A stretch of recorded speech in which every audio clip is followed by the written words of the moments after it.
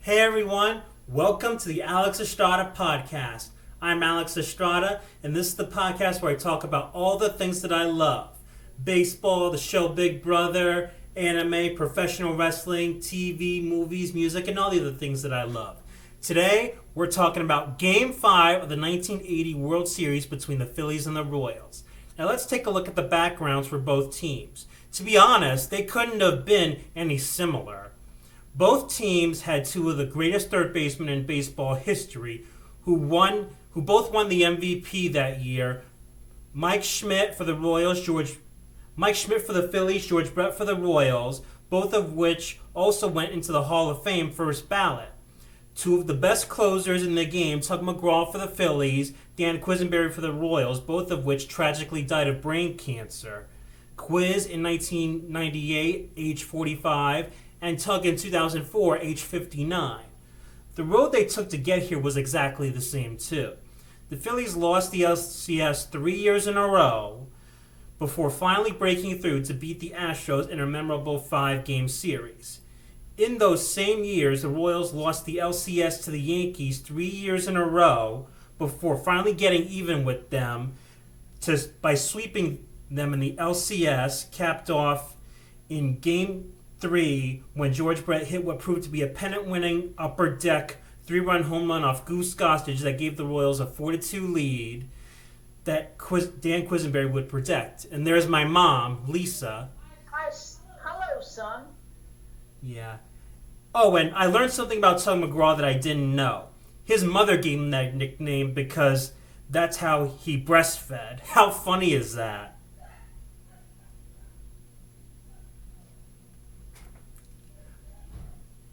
Unmute yourself, Mom, so everyone can hear you laughing.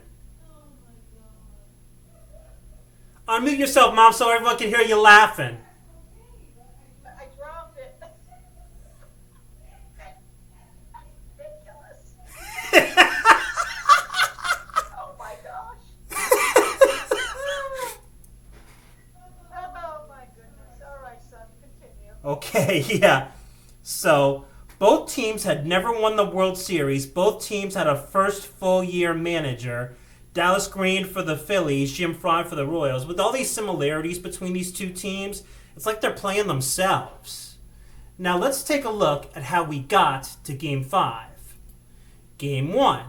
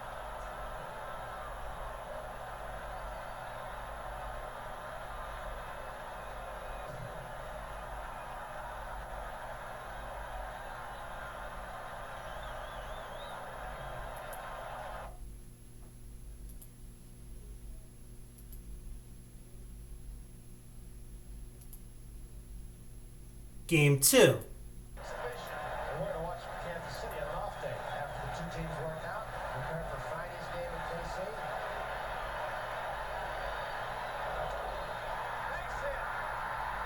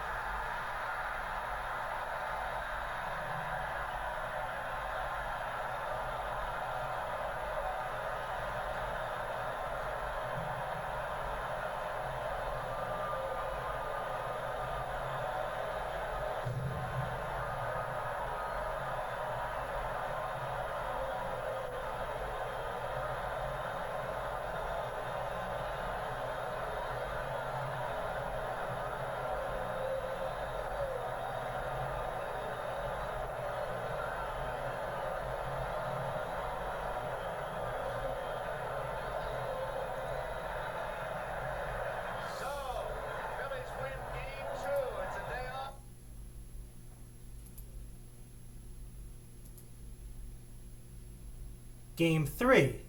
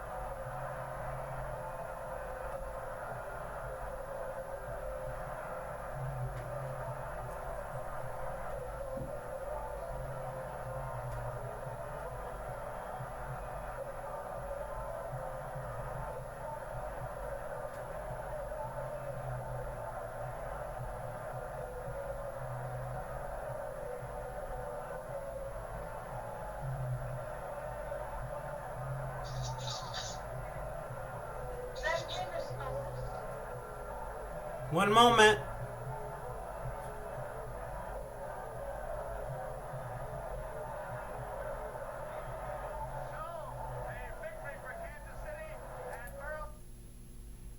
Game 4.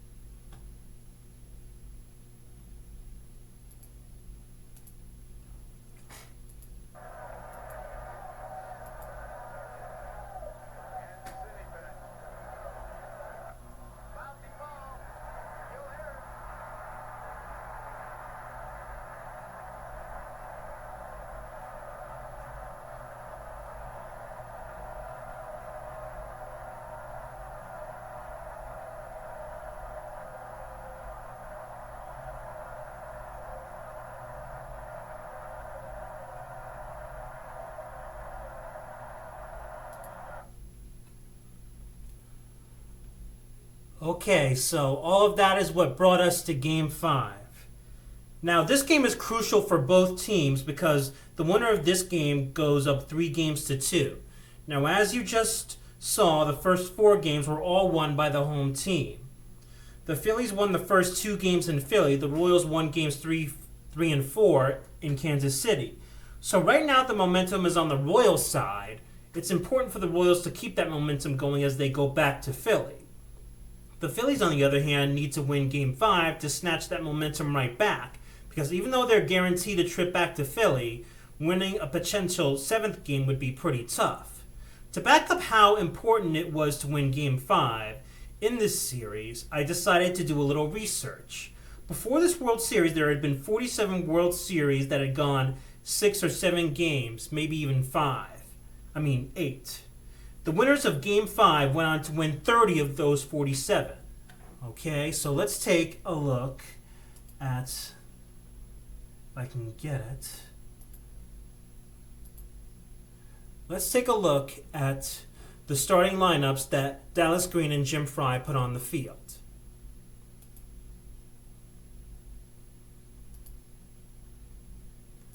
Okay.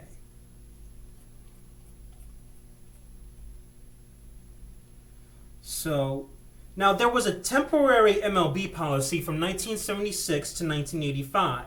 The DH came to the American League in 1973 as part of an experiment. The DH wasn't used in the World Series in 73, 74, or 75. But then they decided to use the DH in both leagues in the World Series, AL and NL Park, in the even years. So in 1980, they used the DH in both ballparks in the World Series. Now here's the Phillies starting lineup. Pete Rose leads off, Big McBride hitting second, and he got quite a few key hits that helped the Phillies win games 1 and 2. Mike Schmidt made up for his lackluster performance in the NLCS against Houston by hitting .381 in the World Series. Greg Luzinski is back in the lineup after missing games 2, 3, and 4. Keith Moreland is the DH, as he was in games 2 and 3. Maddox, Trio, Boa, and Boone. Now here's the Royals starting lineup.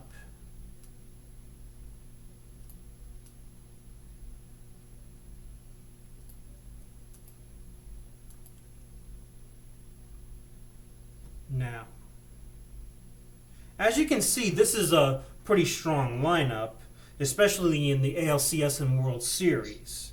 As great, Slick Willie Wilson. yeah, as great as all the other hitters in this lineup were, it really centered around one man, George Brett. So now let's take a look at the pitching matchup.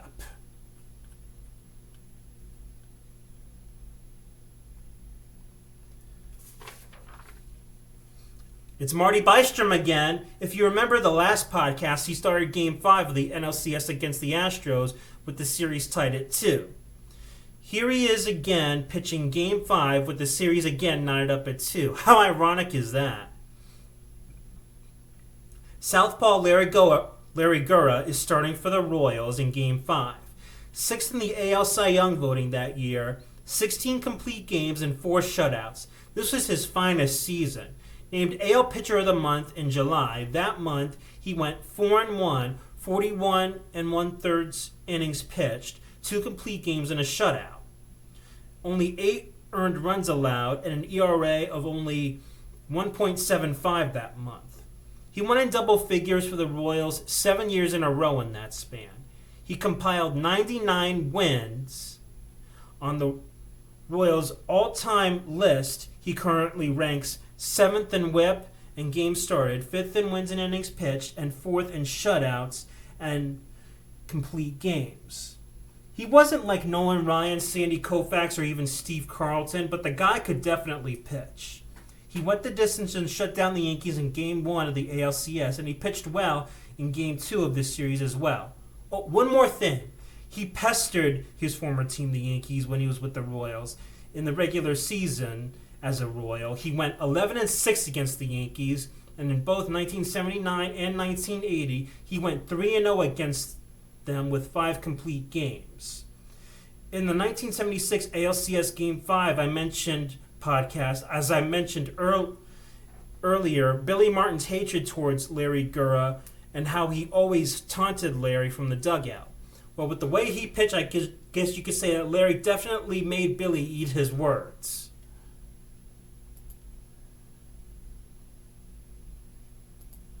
Okay, now, so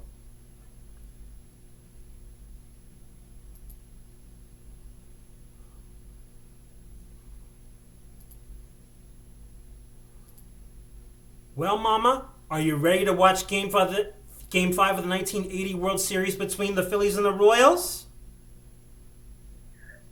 Sure am. Okay, calling the game is Joe Garagiola, Tony Kubek, and Tom Seaver. And there's Grandma! Hey, Grandma, you just missed the intro. Oh, I'm sorry. That's what I wanted to listen to. Oh, well. That's okay. You'll see it on Facebook and YouTube. And we're just getting the game started. Oh, Grandpa's here, too. Oh, hi, Grandpa. Hi, Good. You just missed the intro. But you're just in time for the game. I was about to play it. There's here, honey. Look at it. Hi, puppy. Hey, Grandpa, you just missed the intro. But you're just in time for the game. I was just getting ready to play it. Okay, all right. Go ahead. Okay, here we go. We're not going to be on long And time. here is I understand. the Philadelphia Phillies. Okay. Leading off at first base, Pete Rose. Batting second, right fielder Big McBride. Batting third baseman Mike Schmidt. In the cleanup spot, the left happened? fielder Greg Hi, Luzinski. Mom and Dad. The DH is Keith Oh, hi. I Moreland. can't see you. Gary Maddox will be in center field. Manny Trio Oh, okay. is the second baseman. Batting eighth, the shortstop Larry Boa. And batting ninth, the catcher Bob What? Boone. Manny Trio, Larry Boya, Larry Boya. And Tom Seaver, it'll be Larry Gura's job, and it looks like he may get So some what help. I game know is you'll this? want to talk about Game 5 of the 1980 World Series between the Phillies and the Royals. Gura here. Okay. Number 5 today, Joe. First pitch, it will be an easy Not that I know it, but One pitch, one out.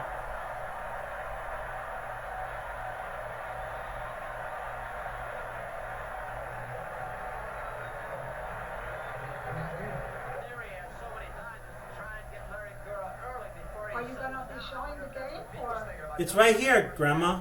he's showing it, you have to Many times beat the first time if he goes up and he'll look for one Open, pitch. If he gets it, straight, he'll go to swinging at it. Yes. Okay. What is that? Rose was 3 for 15. That brings up Big McBride. He's 7 for 15, 467. Takes the first pitch low, ball 1. You've been hearing a lot of the sounds around home 'cause I'm plate with watching our it. microphones. You'll really hear Dutch Brenner call out a strike. We'll try to time it to really give you a full listening.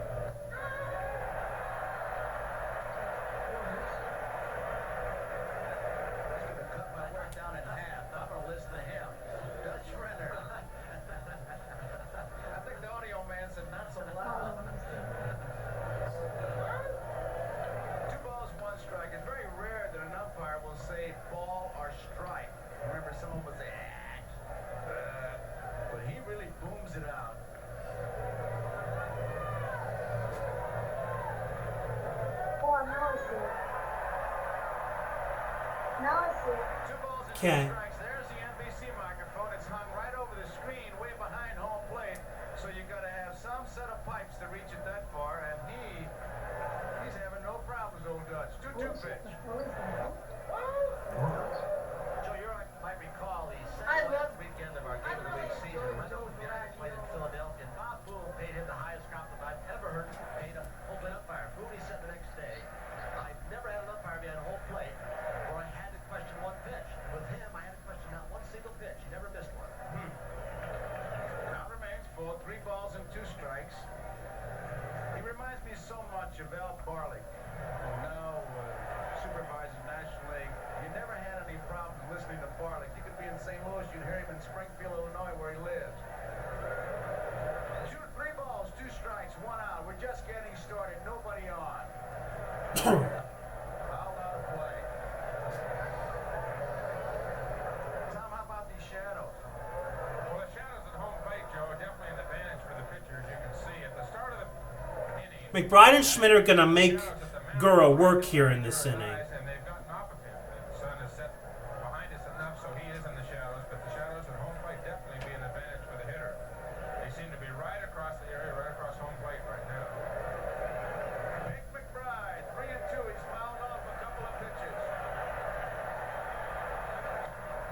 Center field. Amos Otis has plenty of room. 2 outs. You can see how Clint Hurdle came over from right field.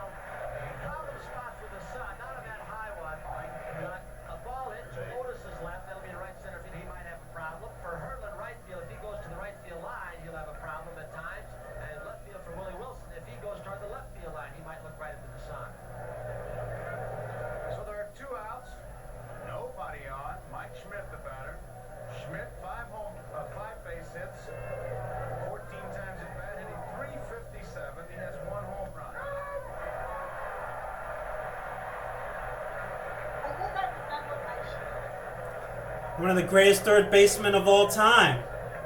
Joe Garagiola with Tony Kubek and Tom Seaver. Top half of the first, 2 outs, nobody on. Mike Schmidt takes it inside. It's 1 ball and 1 strike. Pete Rose hit the first pitch right back to Gura, easy out. McBride, 3-2 count, fouled off a couple, hit the ball to center field. A routine fly ball, 2 outs. And here's Schmidt. 1-1 the count. Foul out of play, 1 ball, 2 strikes. Joe, Tom, we've talked as we look at your line score about the Royals being a better hitting ball club against right-handed pitching. The Phillies are a better hitting ball club, I think, against left-handed pitching. If Gura has an advantage today, it's a gusting wind that is blowing from the left field corner to right. So Boone's ball got stopped by that wind that Wilson catch yesterday. It might stop some balls to left field today.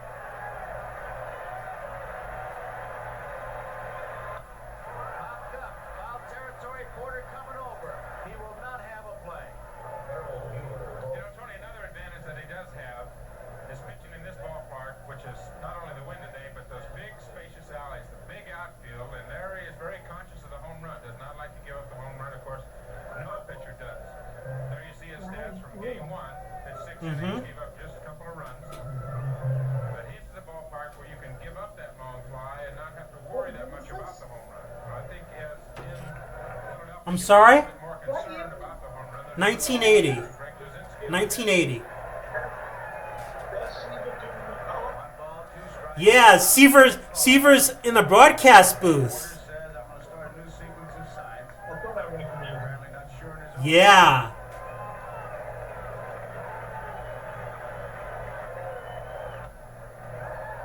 Left field, Willie Wilson says I'll take it. So 1-2-3 first inning for Larry Gura, though he did have to throw 14 pitches in an inning. That's what you got to do. Make a pitcher work, tire him out. That's how you get him out of the game sooner. A lot of guys in the game don't remember that these days. Back here at Royal Stadium, here's the lineup for the Kansas City Royals. In left field, Willie Wilson. Batting second to second baseman, Frank White. Batting third baseman, George Brett. In the cleanup spot, what a World Series he's having, first baseman, Willie Aikens. The DH. Yes, World Series, 1980 World Series Game 5, Phillies Royals. Quinn Hurdle in right field.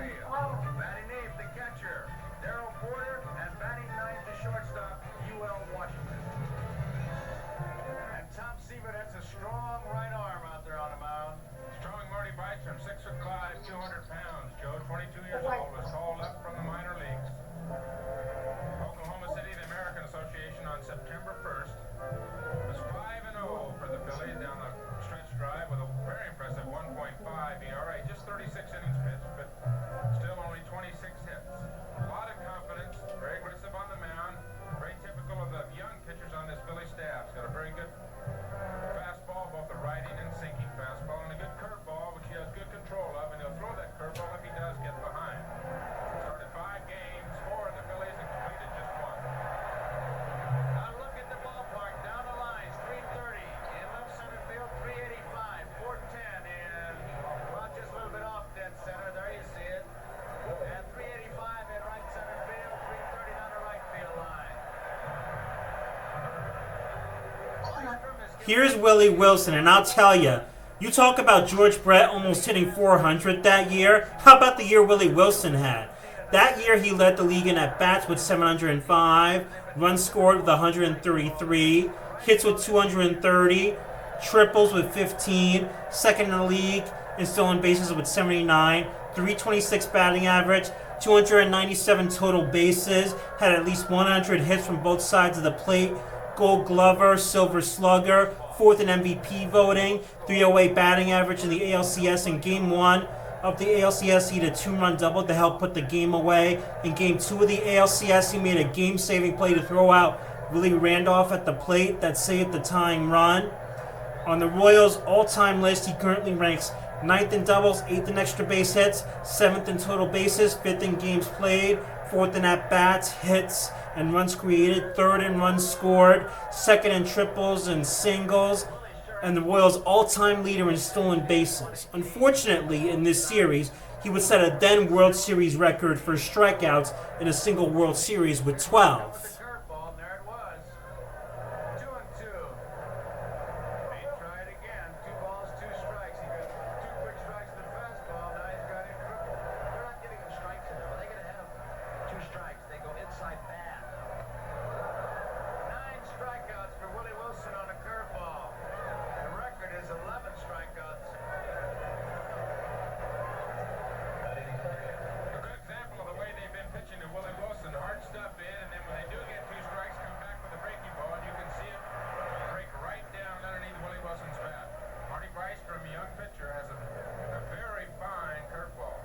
Here's the ALCS MVP, Frank White. In the ALCS, he went 6 for 11. That's a 545 average. In Game 1 of the ALCS, he had a 2-run double that tied up the game and homered in Game 3. Frank White spent his entire career with the Royals. 5-time All-Star, 8 Gold Gloves, 6 of them in a row. On the Royals' all-time list, he currently ranks 9th in walks, 7th in home runs, 6th in runs created and stolen bases, 5th in RBIs and triples, 4th in runs scored, total bases, and extra base hits, 3rd in singles and doubles, and 2nd behind George Brett in games played, at-bats, and hits. That's amazing. Yeah. Pete Rose, one-hand grab. Bystrom covers. In time, White is out. Nice play by both Rose and Bystrom. Speaking of George Brett, he comes up next. Every baseball historian talks about him almost hitting 400 that year. What people don't remember was that during the year he tore a ligament in his foot trying to steal second and was out for a month. But after he came back, he started a 30-game hitting streak. During that hit streak, he went 17 for 36. That's a 472 average.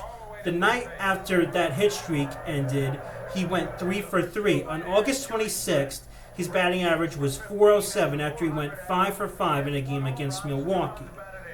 He batted .430 in the month of August. Unfortunately, he struggled in September and finished 5 hits short of hitting 400 and ended up with a .390 batting average. Game 3 of the ALCS, he hit what proved to be a pennant-winning upper deck home run, and with that home run, George Brett broke Goose Gossage's heart. In Game 3 of this series, he got the Royals on the board first with a solo home run and drove in the first run of the game in Game 4 as well. What I didn't show you from Game 4 was in the 4th inning, Phillies pitcher Dickie Knowles, as George Brett gets another base hit, knocked down George Brett with a high inside pitch. Both teams were warned, but nothing happened after that.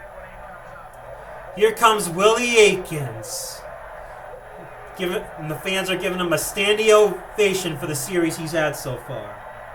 I don't know if he was any better than he was in this postseason. In the ALCS, he went 4 for 11. That's a 364 average. In the ALCS, he gave the Royals the lead with an RBI single in Game 1. But I'm telling you, if the Royals had won this series, he could have been one of the frontrunners for series MVP. 4 homers, 8 RBIs, 8 for 20, that's a 400 average. He went deep twice in Game 1 of this series on his 26th birthday. He got the game-winning hit in Game 3, and he homered twice again in Game 4.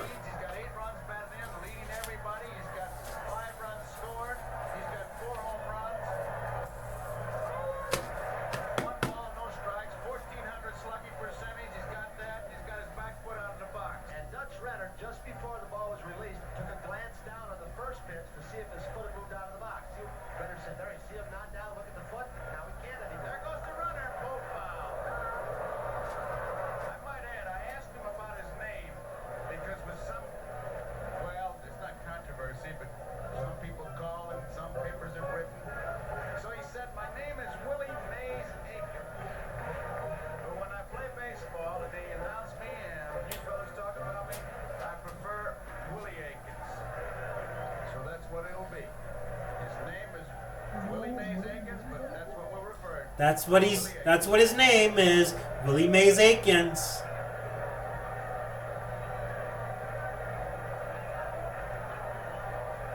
You there, Mama? I'm sorry, Grandma?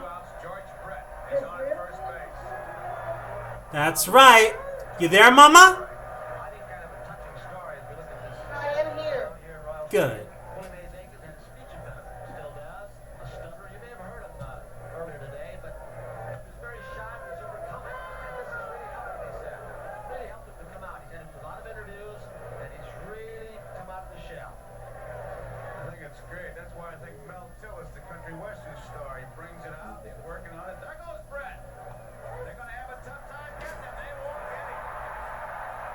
was pretty bad on Marty Bystrom's part because I don't think he made any effort to hold George Brett at all. Base stealer wants to know, and I talked to several of the coaches about Bison. They said he is slow He to wasn't first base that and very slow holding a high knee kick. Brett stole 15 bases during the regular season. Very low for half because he had You know, when you run on the catcher when you're trying to steal, you're also running on the pitcher.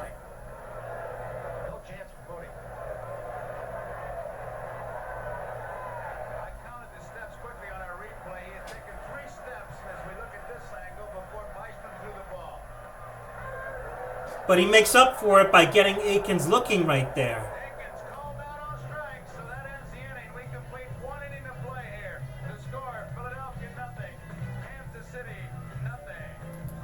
Okay, so both teams went down 1-2-3 in the second inning. So we move ahead to the top of the third with Manny Trio leading off.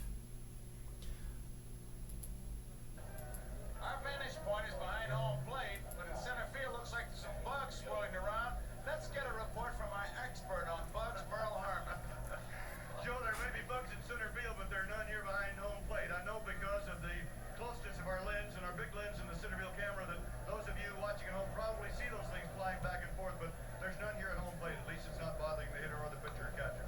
Okay, Merle, first pitch, center field. Amos is there, and there's 1 out.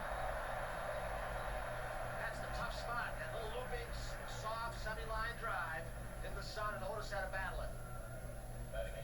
7 men in a row retired by Larry Gora. Brings up Larry Boa. Boa with 7 bases. Yeah, here's Larry Boa, who had a good postseason. In the NLCS, he went 6 for 19. That's a .316 batting average. If you recall from the last podcast, he helped start the rally that helped the Phillies win Game 5. In this series, as he singles one up the middle, he helped start a rally to help the Phillies win Game 1. Before the Willie Aikens game-winning hit, he helped start a rally that tied up the game.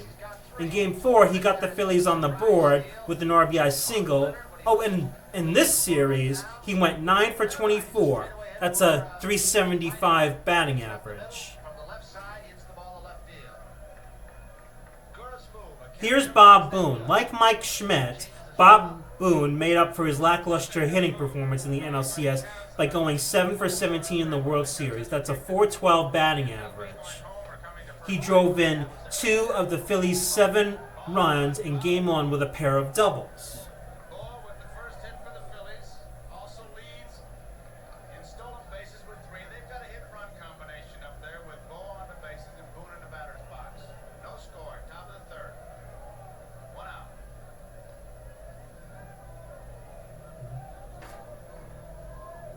Boone could not believe that Willie Wilson caught that ball deep left center field last night. Nor could anybody on the bench. 2 balls and no strikes. And could have gone farther.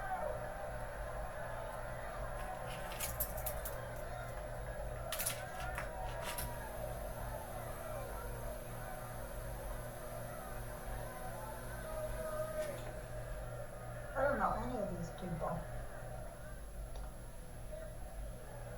He won't give you the Well, same no disrespect, Grandma, but maybe because you're not really, don't really know that much about baseball like I do. Alex, you need to talk through this podcast to let them know The first who you base are. coach is reading them. He will relay information, sometimes call time, and talk to his base stealer or base runner. If it'll allow- Well, you're right. I mean, I didn't used to watch baseball. I mean, my father was a Yankee fan, but I didn't used to watch it when he watched it. Merrill coming hard. Yeah. Out goes Mark. Makes the catch. They got a chance for Oh wait, in 1980, we were around. Do you remember this guy? Wow, so the hit and run backfires on a great catch by Frank White.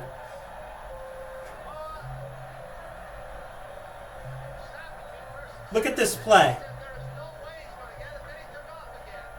This ball is in short right field. Look at the composure he had. The presence, the instinct, call what you want to get the ball back in the infield. Ruben Amaro, watch him. Watch Ball's reaction, Tom.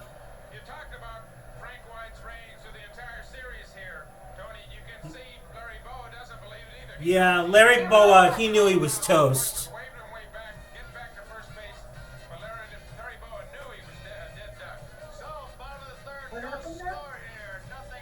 for Kansas City, Darryl Porter, UL Washington, and Willie Wilson. Okay, hang on. Gonna go to the third, bottom of the third.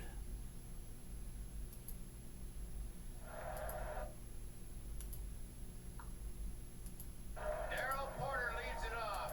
He is 0 for 10. Ball one. Both ball clubs with one base hit. Brett, the hit for Kansas City. Oh, the hit for Philadelphia. No score. Bottom of the third. What a play by Frank White. Darryl Porter was There's his first base hit.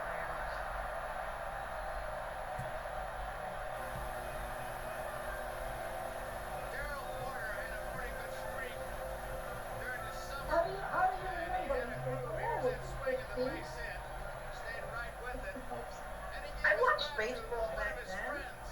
and Fred he was Lewis also a from Cardinal, Cosmere, but when she who was saw a her pain in the friend, butt Darryl Porter with over the to Mets. brought the bat back today and said, here's the good bat. Use But how this long one. were you here? And 14? there's the 15, results. 14. His first base hit of the World 66 Series. and 80. 14. That was probably, Porter is on. Yeah, 14. yeah, about 14. Bunted beautiful. Mike Schmidt, first base. Nobody there. That was a huge mistake on the Phillies' part. Wow. That's on Manny Trio for not covering first. A mistake you obviously cannot make. Third baseman would have let that ball go, and you got maybe one run home. Watch this. How he hung onto this ball, I don't know. Rose started coming in for the bunt, which might have been a mistake, or you could blame Trio. He was running for a base hit. Trio did not have time to react and come over and play at first base. It was uncovered, but how he hung onto the ball, I don't know, Joe. And they gave him a base hit on it. UL Washington gets a base hit, and Mike Schmidt wants to talk to the pitcher, and here's another look at that play. Watch this. Rose diagnoses. He comes in. Trio starts breaking, but he can't get over in time. As you can see on the replay, Trio just couldn't cover first base in time. He went down. You can see it in the back of your picture going down to cover third base. Nobody out. Willie Wilson. He'll be up there bunting. Hitting away. How do you like that? You know, Joe Garagiola may be right. With the series Willie Wilson is having, maybe he should bunt too. Left side. The only thing is, he could strike out for you. He's looking down at Gordy McKenzie. There could be a switch. He has 9 strikeouts in 5 games. Center field. Maddox going back. Tagging up at second is Porter. We're going to have a race. He'll hold. 1 out. Another reason why he didn't bunt was the man you just mentioned. Porter on second base. Darryl Porter definitely made the right move. A catcher with no speed, he never would have made it. He would have been a dead duck. Brings up Frank White, who made that fantastic play to get the double play. The real tribute, as you saw our coverage of Boa, who started, saw the ball in the air, stopped, and then said there's no way he's going to get it. They thought it was going to drop, started for second, and then White made the play. Ended up an easy double play. 4-3-1 if you're scoring is the official ruling. It's high, ball 1. Frank White bounced out his first time up. He had a career high in RBIs with 60 this season. Porter at second, UL Washington is at first. Did they use those terms anymore?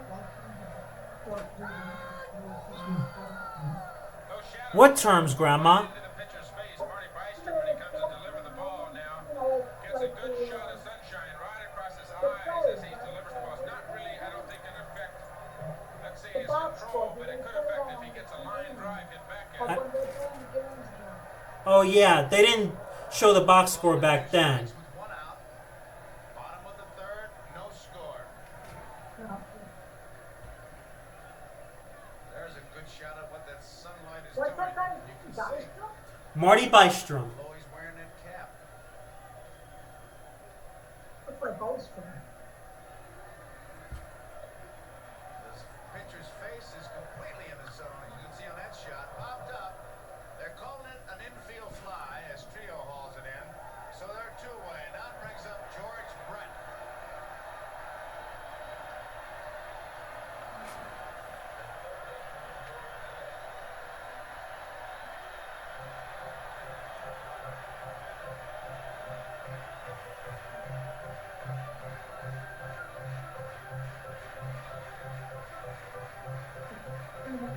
assuming he's going to do something here. Crossed fingers by the Royals fans. I hope you heard the interview Fred had with Tony about the knockdown pitches. Fouled out a play. He said, I don't know.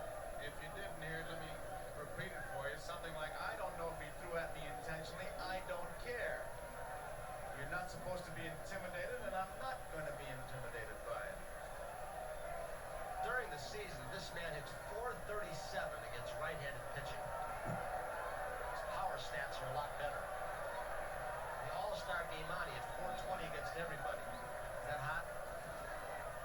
Tied for second in the league and runs batted in with 118. He and Ogilvy. Cecil Cooper led with 121.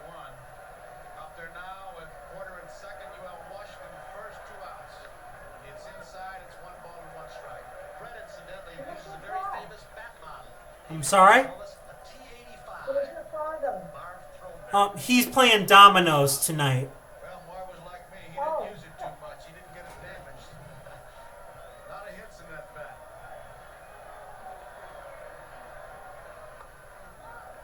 2 balls and 1 strike. Yeah, I guess that he goes to his father wanted to play dominoes again, so.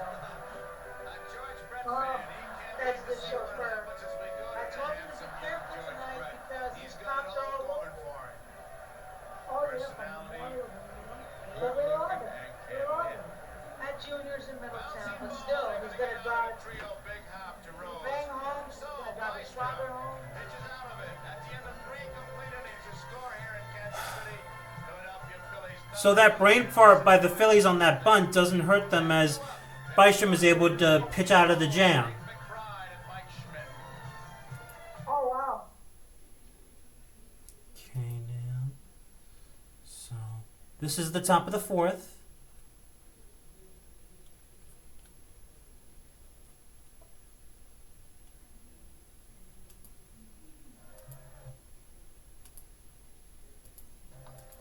So, our Goodyear blimp, once again, America.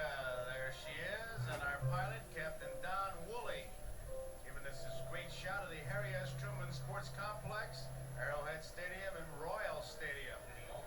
So is that the stadium Pete still Rose exists? will lead it off. Yeah, but it's gonna be gone in a few years from now, Grandma. Pete is 3 for 16 in this series. Strike 1. And Brett I just can't imagine the Royals without Kauffman Stadium. forces him in by faking. As you said, yes, he doesn't bunt a whole lot, though. Can't imagine what? I can't imagine the Royals without Kauffman Stadium. I tell you, Tony, Uh, in 14 years, I don't think I've ever seen Pete Rose bunt when he was hitting right-handed. It's outside. So what could happen here is Petey Rose Jr. Quite a show you did with him yesterday. I think that was a bunch of fun. You can tell the folks when we have time. Something. oh, no. 2-1 pitch. Outside, 3-1. Did a show with Harry Blackstone. Magician. And Pete Rose, there he is. Right back up to middle. Off the glove. White has it. It is in time. So Gura is able to get a glove on it, and in doing so, he takes the hit away from Pete. We've seen a good example of what happens when a pitcher gets behind. Marty Byström got behind Hal McRae. He hit a line drive, and here's Pete swinging at a 3-1 fastball and had a good chance of taking Larry Gura's right arm off. And It'd be so Mike sweet. McRae deflected right to the second baseman, and the pitcher gets an out of it. That's an excellent play for anyone. Frank White, as soon as the ball is hit, your reaction is, even before it's hit, you're moving to the right on that ball, up the middle. And then you've got to reverse ground and reshuffle your feet and make a good play as he did. Here's Big McBride. Bunts it. Gora's going to get it. Flips to Aikens. 2 outs. Safe. He missed the bag. Wow. So after a few good defensive plays, Willie Aikens misses the bag, and McBride is able to reach. But you can see Aikens really doing a front stare down there and never could find the bag. Gura makes a good feeling play. He saw it coming, and this is a tough play for a left-hander, but watch the foot. He's looking down at his toe. Up. He knew he missed it the first time. What they're arguing is that he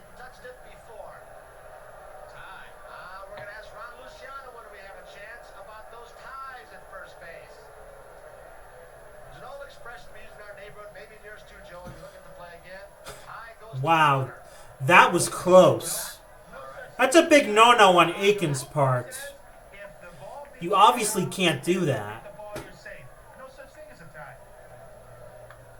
Outside ball. And hey, Ronnie, I just want to ask you. We always hear about you guys in your replays. You saw it on a replay. What'd you think? I thought it was a tie. Well, there's no such thing as a tie. No, I gotta say Nick Bradford was right because he was behind it and the front foot gets it. The foot closest to you. That's what they teach you in school. The foot closest to you, you give it to him. Strike one. 1 ball, 1 strike. Meaning the foot closest to the umpire. That's right. And in that case, it wasn't Willie's. So Nick, when he gets a rule book, nice going, Nick. I thought I'd bring that up. The closest foot to him was Aikens, and he gave it to McBride. But then again, Luciano's favorite color is plaid. But that was, 1 with that, ball, 1 strike, 1 out, no score. They've with had that a lot up of bang plays at first base. all day. There was an error. Yeah, I think it might have been, Aikens giving Grandma. assist to the pitcher. Error on Aikens, the official ruling. Nice play by Darrell Porter.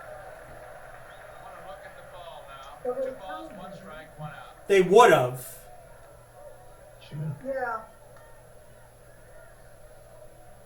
Still there with us, Mom? Now with the pitcher and the batter all in the shade, it is still not perfect Still- because there's a real glare Yes, on Alan. the field fence. But I think it's a little better right now to hit. Still not ideal conditions.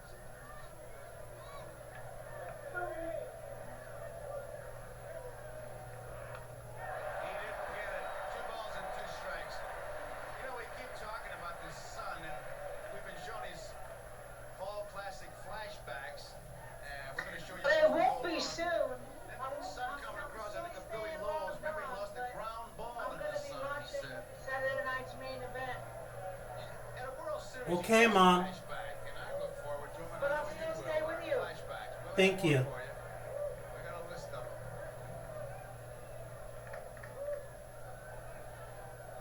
2 balls, What's 2 that strikes, about 1 out, main no event? score. We're in the It's 4th. WWE, Grandma. Exactly what McBride's seen, the move Oh. from Gura. There's the That's back quick we're talking fight. about, Tom. A lot of pitchers Oh. cheat and step halfway between home plate and the first base bag, the left-handers. Gura tries to do it with knee action, head movement, and step pretty much directly toward first base. He did that time. Well hit. Center field. Otis is going back. Near the warning track. It is a home run. 2-0 Phillies. Oh boy.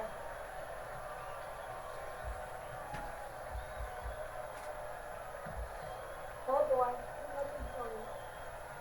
There are some Philly fans here, but right now, little quiet here at Royal Stadium as Mike Schmidt hits his 2nd home run of this series, and the Phillies lead 2-0. So that error by Aikens hurt the Royals. Otherwise, it'd be a 1-0 ball game. And the first pitch to him was inside. They tried to Now, jam him, he laid off, and then they went away, and Schmidt really extended the arm. Well, Mike Schmidt, you're looking at one of the strongest Um, in the major leagues. Mike Schmidt was not on steroids, Grandma. His arms, he definitely gonna hurt you. Gura No, I threw know, 5 but did they pitches, check of the 5 that pitches he for threw my question? to Mike Schmidt, 4 I'm not really sure when they started testing them every day. 1 strike on Lazinski. Nice play by Brett. Backhand, long throw. Beautiful, he gets it. Nice backhanded stop by George Brett right there to take a hit away from Lazinski. Well, we have seen some But I think now the Phillies have really started to get to Larry Gura. The Willie Wilsons. Brett, we've seen Rose make some beauties. Maddox, a great catch against the wall in one of the first 2 games. Brett made it look easy. Oh, you get that nice hop. Look at him. Look at the movement. The first step, important, the crossover. He looked the ball right into his glove. Knew he had time because it was hit hard and Lazinski was running. Pretty to watch. Moreland didn't mean to swing down the right field line. Coming over fast, hurdle, and no one can get it. Strike 1. 2-0. The Phillies lead a 2-run homer by Mike Schmidt. So the error for Kansas City costly. We're off tomorrow, and then it's back to Philadelphia Tuesday night. We'll be on 8 o'clock Eastern time. Rich Gale for Kansas City. Carlton for the Philadelphia Phillies. Mike Schmidt with a 2-run home run. That's Gus Heffling, the man in the upright hand corner.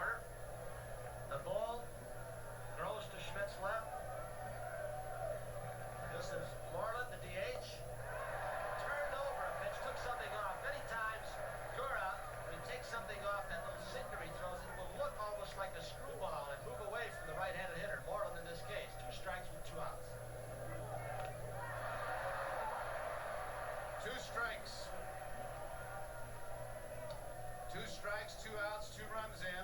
Larry Gura against Keith Moreland.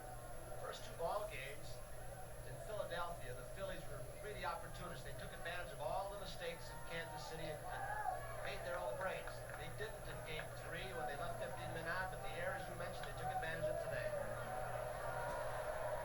George Brett makes the play.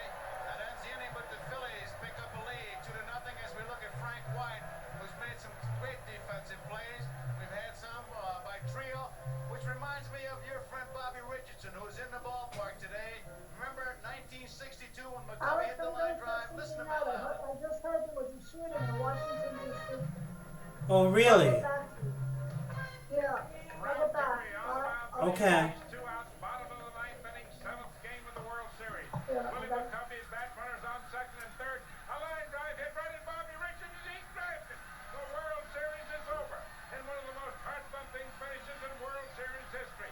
1-0 New York. The Yankees win the series 4-3.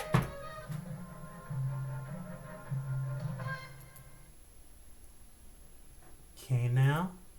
Bottom of the 4th.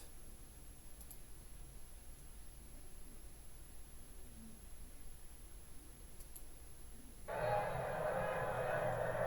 it is. Harry S. Truman Sports Complex here in Mid-America. What a beautiful sight. And these Kansas City fans love their Royals. And here is Willie Aikens.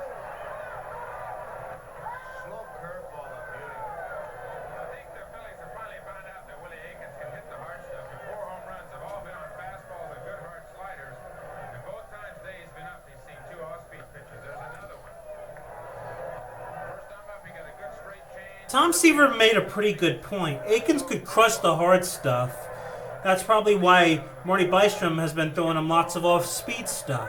There's another one. 3 off-speed pitches in a row, and it's 1 ball and 2 strikes. And there's a lady who, she's going to keep knitting while she roots for her Royals.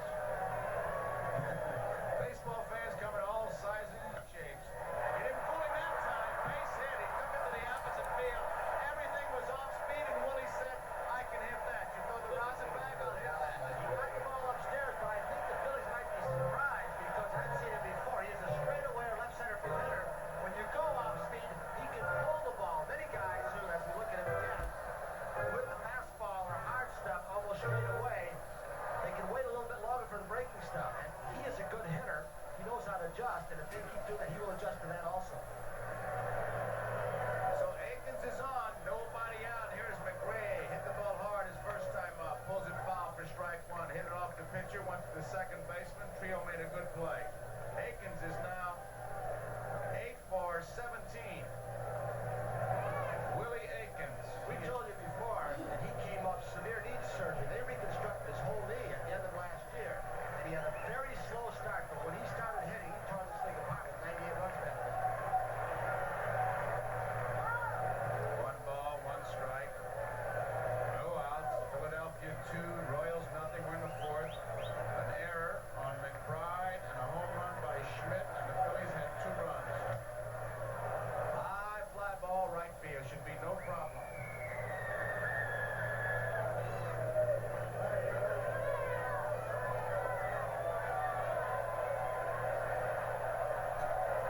One out. Well, tonight we have a special family episode of Chips. Watching John help a young Indian boy protect wildlife from deadly poachers. And then they murdered his wife and his child. Now he's riding for revenge. Clint Eastwood is the outlaw Josie Wales, starting 8 o'clock Eastern time here on NBC.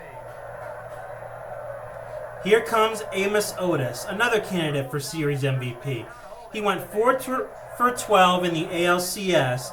In the ALCS, he helped get a rally started to help the Royals win Game 1. In the World Series, he went 11 for 23. That's a 478 average, 3 home runs, 7 RBIs. He drove in the first 2 runs of the series with a 2-run home run, a 2-run double in Game 2, a solo home run in Game 3, and an RBI double in Game 4. Oh, and he even set a record for putouts in a game by an outfielder in Game 3. Mom, you've got to listen to this story. It's amazing. So, get this. On September 12th, 1977, he helped 8 youths who were stranded after a Royals game had been rained out when flooding prevented the boys' parents from picking them up. He brought them out to eat, then to his house to spend the night. The next day, he brought each one home. He said, if it was my kids, I would have wanted someone to do something for them too.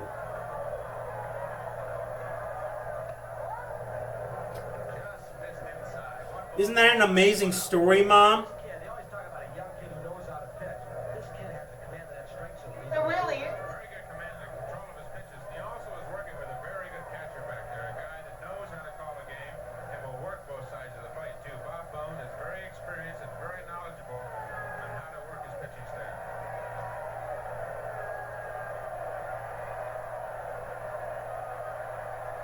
Well hit, base hit, left field. Aikens, round second, he'll hold. That looked like a breaking ball to me. Jump on a high curveball. Minnesota struck out the first time up on 3 pitches, Tony. 3 perfect pitches. The first 2 pitches up this time were perfect pitches. And then a ball inside, and there's the mistake, and that's the mark of the good hitter.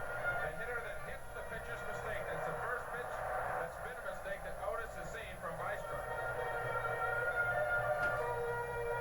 Here's Clint Hurdle. He played in 4 games in this series. He didn't play in games 2 and 6. He went 5 for 12 in the series. That's a 417 average. Off-speed pitch. I don't know if that's the scouting report or if Bystrom has developed a romance because you pitchers, you do fall in love with the off-speed pitches. Well, it depends on who the hitter is. So I think the scouting report on Hurdle and Aikens are good dead fastball hitters. I now realize that Bystrom's really throwing nothing but fastballs and curveballs. Inside half of the plate, and the hitter is taken by surprise.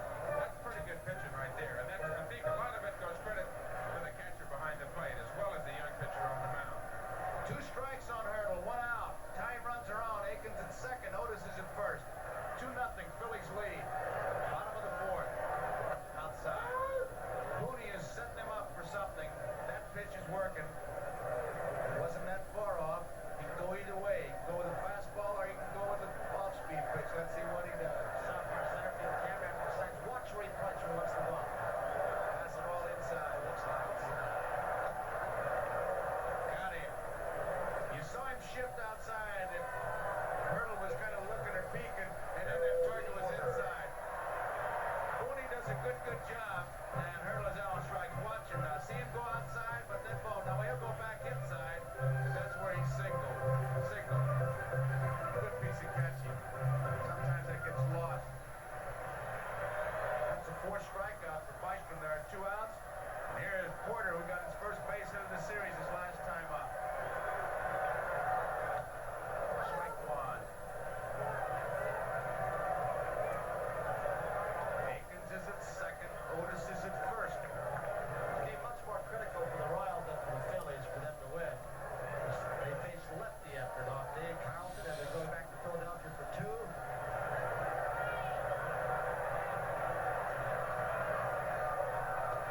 Curveball misses. 1 ball and 1 strike. In fact, it goes right back to before this first game in Philadelphia. When you go into the away town in the short series, you want to come out of there with at least a split. And Kansas City had a chance for a split. They had a 4-0 lead in 1 ball game with Leonard. They lost it. Green, Bobby Wine down in the left-hand corner, and Herb Sturrett the pitching coach.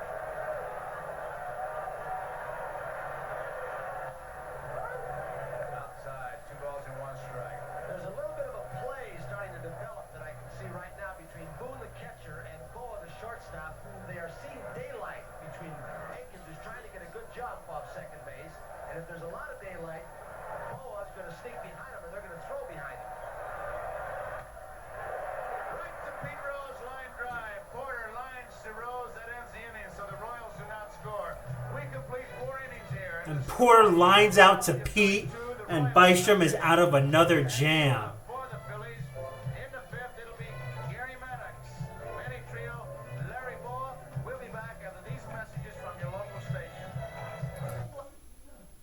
Okay, so now the Phillies went down 1-2-3 in the top of the 5th, and we Now move ahead to the bottom of the fifth. It's still 2-0 Phillies with Marty Bystrom still on the mound and UL Washington leading off.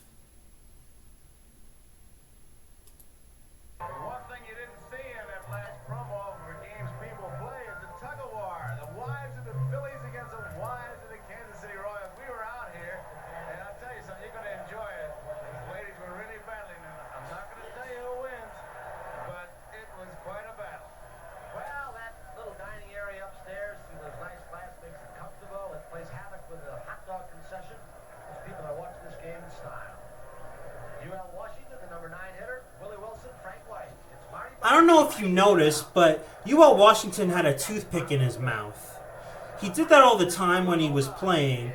He started doing it when he was young because he didn't like chewing tobacco. Home run, the triple, the game-winning RBI. Look out. Single by UL Washington, right up the middle of first base. Speed is on the bases, and Wilson comes to the plate. Washington 2 for 2 in the ballgame. This telecast is presented by Florida Major League Baseball and is intended solely for private, non-commercial use of our audience. Any publication, reproduction, retransmission, or other use of the pictures, descriptions, and accounts of this game without the express written consent of Major League Baseball is prohibited. Willie Wilson struck out the first. 9th strikeout for him in this World Series. Flied out the third. Washington at first with nobody out. Bottom of the fifth, 2-0 Phillies over the Royals. Tom, you have your scouting report, having seen Bystrom about his move. Does he hold runners on well? Estrada says he has a fairly decent move to first base, but this big high leg kick, there's a good shot of a very quick move to first base. Very good. But his big high leg kick is slow delivery to home plate. And if the runners can get a jump, it takes Bystrom a long time to deliver the ball to Boone. He does have a good snap throw. He almost jumps and pivots on both feet. Louis Tiant has that kind of move. The American League Schmidt close at third for Wilson's great speed. UL Washington on your split screen to the right. Chop hits him in the batter's box. 1 strike. Marty Bystrom, just 21 years of age.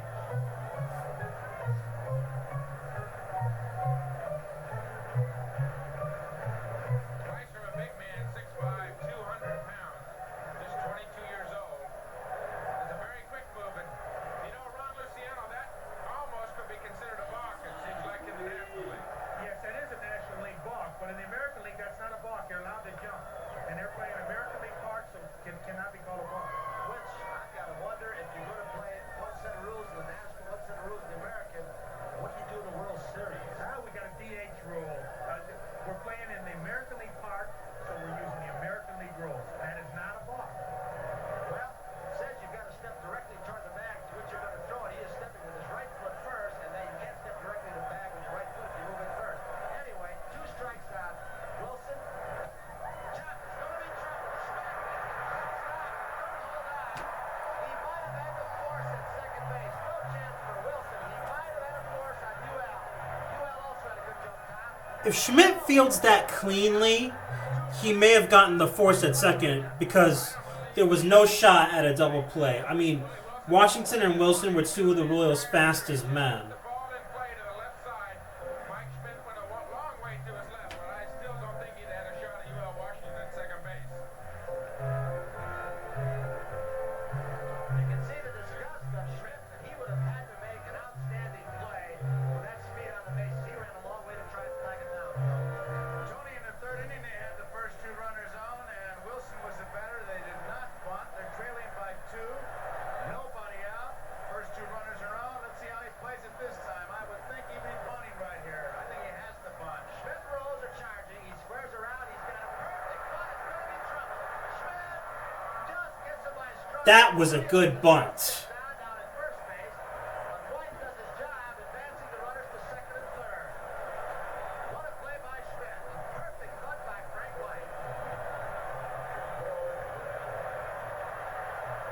Trio still hopping around. He's got the ball. His time is out. Don't know if he got kicked or stepped out. He makes Schmidt handle that ball. He got it by the pitcher, and I thought it might be a base hit, too, and it was a do or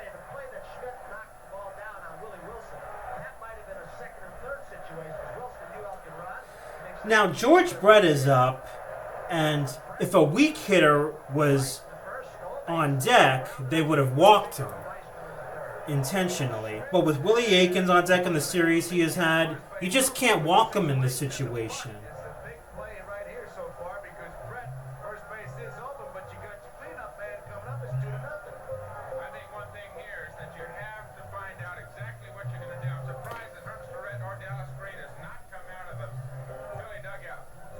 So Bystrom knows exactly what he wants to do. You're either going to pitch to Brett or you're going to walk him. You're not going to pitch around him. He's too good a hitter to pitch around.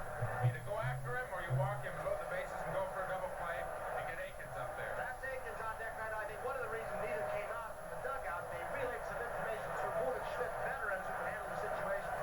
They didn't want to waste the trip and then have to take him out in the second. But now it's Brett with 2 and on.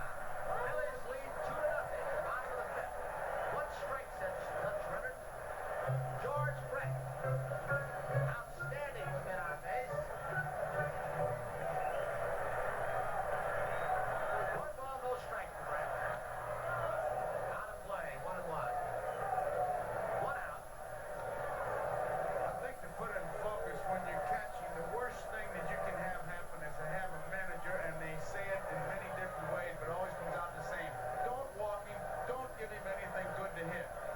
If he hits a bad ball, you don't even have a chance to say anything to the manager. You're upon your head as soon as you step in the dugout. One ball, one strike, one out. Phillies lead 2-0. Runners on second and third for the Royals, and Brett the hitter. He'll score one. Trio over the Royals. It's a victory when you hold George Brett to an RBI ground out in this situation.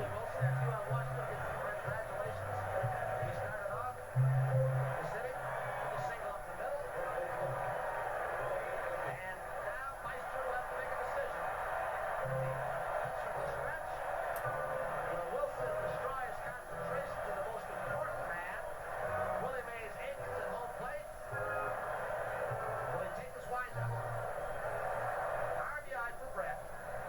First Royals run in game number 5.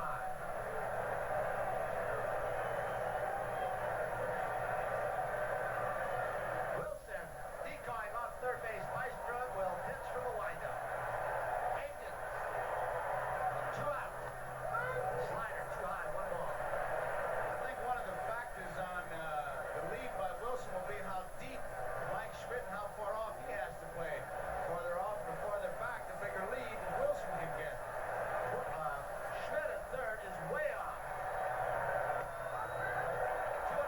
You know, Tony, the point here with Wilson coming off third base, trying to distract Marty Bystrom. Pete Rose is going to go up and have a talk to Bystrom now. Many hitters don't like to see that runner jockeying up and down the line. Not only does it disrupt the pitcher, it disrupts the hitter's concentration at home plate. Especially a left-handed hitter because he is looking out of the corner of his eye. The shot that you see right here at Wilson. Watch Wilson jockeying with Schmidt way off. Rose came in to say, hey, the man you look for is the hitter. Forget that, Wilson.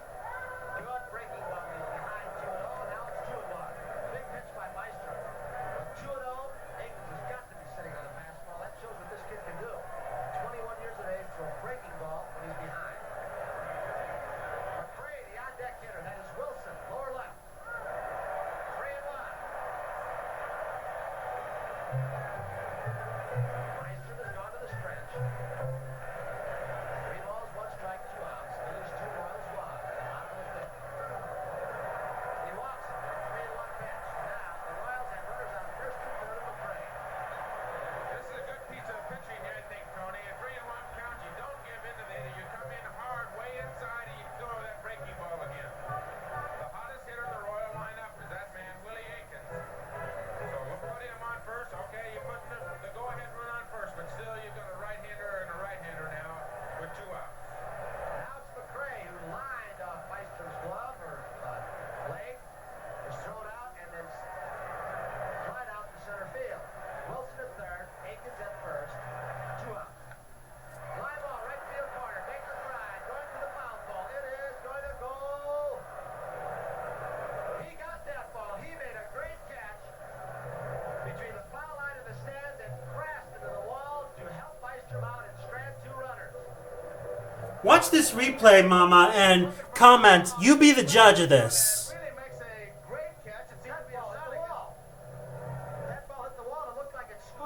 Did you see the replay, Mama? We'll get a chance to see it again. Absolutely. I don't know when, but we will. Did it hit the wall or didn't it? On the side of the wall. I said Let's it. watch it and see it from this angle. I'm sorry? Yes, it hit The the right field wall. foul line umpire is Don Dinkinger. No, not for me. All right, gotcha. Oh, maybe not. There's a good look. Wait, Harry Coyle leaves nothing unanswered. wait a second. We're going to slow that down again because we have a difference of opinion up here between Joe and me. Watch her again. It is a tough play. No, sir. That hit the wall. Not Well, for me. we cannot tell by the You hear me, son? I hear ya. So I think it may have caught the wall. And I'm saying may have now. I'm listening. I'm watching that play right there, and for me, it didn't hit the wall. Hit in his glove, and he closed. All right, regardless, McCray is retired. They strand two. In any case, the lead is cut to 3-2, but it definitely could have been a lot worse. Number 5, Phillies 2, Royals 1. Royals with 7 base hits, Phillies 2. Larry Gurr on the mound. There's your line score. After 5. He made a good play. He made an excellent play because he was playing McCray in right center field. Right now, we're going to pause briefly for station identification. This is the NBC Television Network.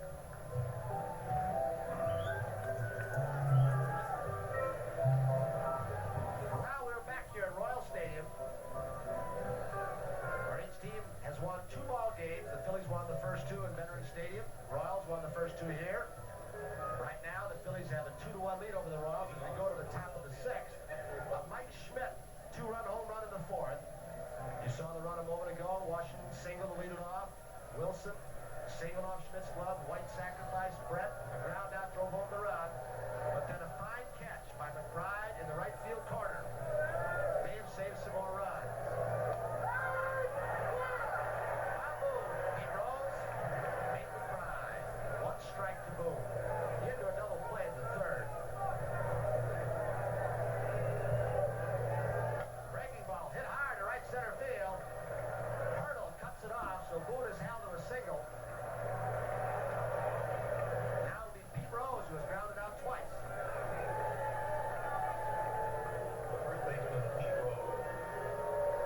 Well, that discussion we had about whether or not that ball caromed off the wall or not proves the point we've said often, and umpires have too, that replays can fool you. I don't think they lie too much. Tell the truth most of the time, but some of the times they fool you. No, people lie. Machines don't lie. Rose. Boone at first. Squares away, 1 strike. And I think it's interesting. I talked to our director Harry Coyle about it on that play when you saw that little trailer on the ball, because some of the lens speeds are not fast enough. Just saw the little white trailer on that thing, and it was deceiving. 1 strike to Rose. We're at the top of the 6th. Boone's at first. Gurr the pitcher. Off the glove of the big 2. What was Bob Boone doing? You saw that 3 times today. You are correct. But I'm not so sure how. So they double off Boone. 2 outs. The book on Larry Gurr that season, excellent fielding pitcher. Here again, Pete Rose, just like last time, hits the ball very hard up the middle and an easy double play for it. Watch Aikens tag the bag of what he does. Right in the middle, and looks right at the umpire. Are you looking, Mr. Umpire? Beautiful. That's another shot of a dead duck. Bob Boone, look at him. Boom. Just like Larry Boa earlier in the game, no chance to get back to first base. What Joe was talking about earlier, back in the 4th inning before Schmidt's home run, a bunt that Gurr fielded through to Aikens, and he missed the bag. And set up Schmidt's 2-run home run. 1 strike on Big McBride. There are 2 outs. I'll tell you, For the 6th. Tony, for young pitchers, Larry Gurr has followed through in the way he plants his feet in perfect balance. It's a great lesson for the youngsters. Breaking ball. He pulled the string, goes 1-1.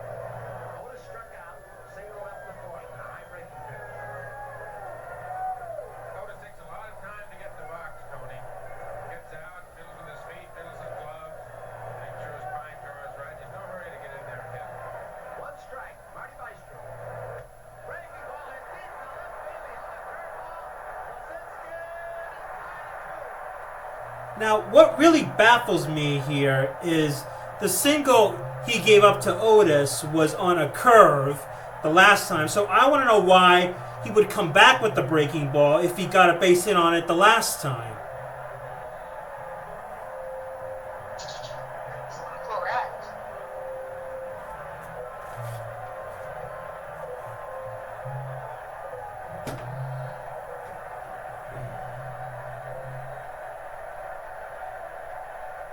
He won AO out once again, and he just tied it up.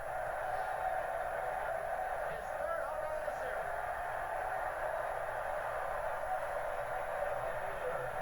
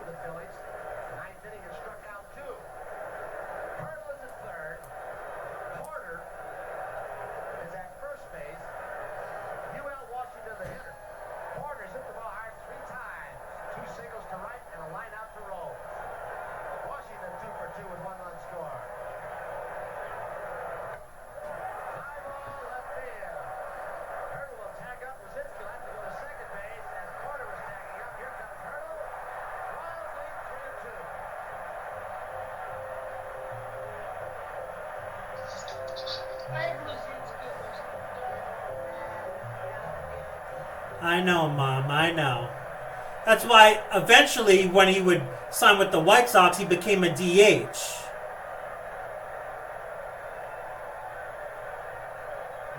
Hurdle charged up playing his first World Series, as most of these players are. Only 5 on both teams have World Series experience. Willie Wilson takes a bunt.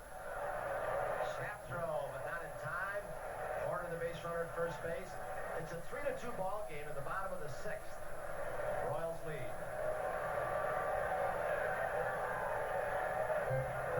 That's an ad-lib play by Pony. Once he gets the ball, he saw the base runner Porter just take a couple steps. Willie Wilson is the most exciting player. One strike pitch. Deep to right field. McBride may not get it. It's over his head. He drilled it. Porter's going to try and score. Trios relay throw to home plate is in time. I don't think that was a very good play by the Royals. There's one out. Daryl Porter doesn't run very well, and I don't know if the Royals knew how good an arm Manny Trio had, but if they did, they probably wouldn't have sent him. When he came around third, and Trio's strong arm, you just knew that he was going to get him. But You see that, Mama? had him coming all the way. The relay is just a perfect play. Did you see that, Mama? I did see that. The What best did you relay say? man I've ever seen. A strong throw. It's not even close. He could have done the same thing he did, come in nice and polite, but he came in a little What a bit great harder. It's an throw. easy out for Yeah. Mooney. Here he comes around third. Right here is about when the gas tank blew kind of empty. I'll tell you, he had Booney set up because Booney was going to block the plate. He had to go down for that short hop. Now it's White with 2 outs. Wilson will be stranded at second as he pops it foul to Schmidt. So Reed pitches out. It could have been trouble except for a great relay throw by Trio. Here he comes around third quarter. You remember in Philadelphia when he got about the same situation, he kind of stopped and criticized for it, and rightly so. This time he went in as hard as he could, but same result. Out. A couple of very exciting innings, but after 6 here in Royal Stadium, Kansas City, the Royals lead 3-2. There you see quite a shot. The blimp up there and the balloons look like they might be going after him. Or it could be maybe a new movie. The attack of the baby balloons. What a ball game we got here, though. 3-2. The Royals have taken the lead over the Phillies. Joe Garagiola with Tony Kubek and Tom Seaver. Mike Schmidt will lead it off here in the 7th. He hit a 2-run homer for the 2 Philly runs. That came in the 4th inning. Amos Otis. A big home run to tie. The Royals have taken the lead. It's ball 1 to Schmidt. Schmidt flied to left his first time up. The 2-run homer his second time up. High. 2-0.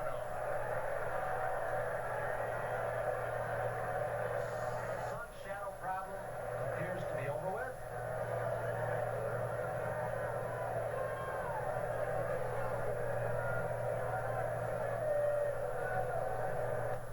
Foul straight back. 4 balls and 1 strike. Tonight on NBC now, Chips and then Clint Eastwood, the outlaw Josie Wales right after the ball game, except on the West Coast. Chips, my favorites. 2-1 to count. Larry Gura. Nobody out. Straight back. 2 balls and 2 strikes. Talking about what's on tonight. On Tuesday night, 8 o'clock Eastern time, we'll be in Philadelphia. And it'll be Rich Gale against Carlton. What a matchup. And those Philly fans, you know they're going to be ready to welcome their ball club back. They left 2-0 as far as the series. And are at least tied, waiting the outcome of this one. And the Kansas City bullpen gets busy. High, 3-2.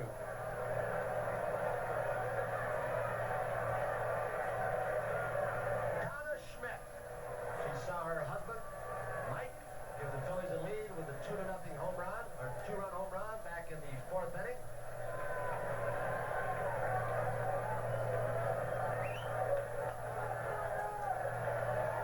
Gura shaking off a couple pitches and it broke Mike Schmidt's rhythm. Interesting situation here. 1 run ahead. The 3-2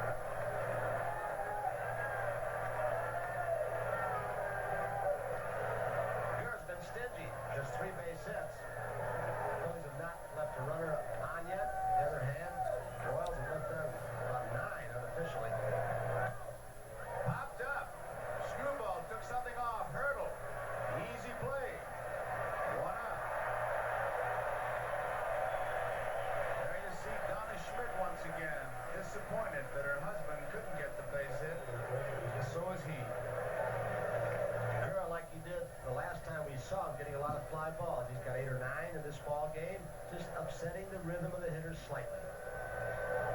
Except the timing. Here is Greg Luzinski. He's 0 for 2.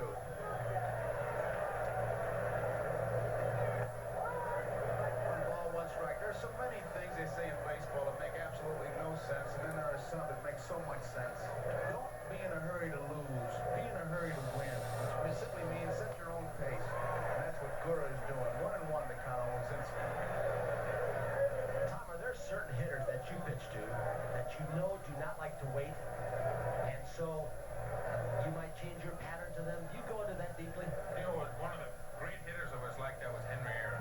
He hated it when a pitcher fiddled around on the mound. Hated that. I wanted you to get up there just the way Steve Carlton pitches. Get up and pitch. And that's the way Aaron liked to hit. Just like you don't try to upset a pitcher. We are in the, I believe, the 2-1 pitch. 3-1. I tell you, there are about 700. we are in. You guys really got him, man. Hang on, I know. I got it, man. If you I believe it's the top of the 7th. Yes, the top of the 7th. career, Joe. No, you gotta keep us engaged by speaking. Right, I know. People for home runs, Hammer and Hank. Here's Luzinski.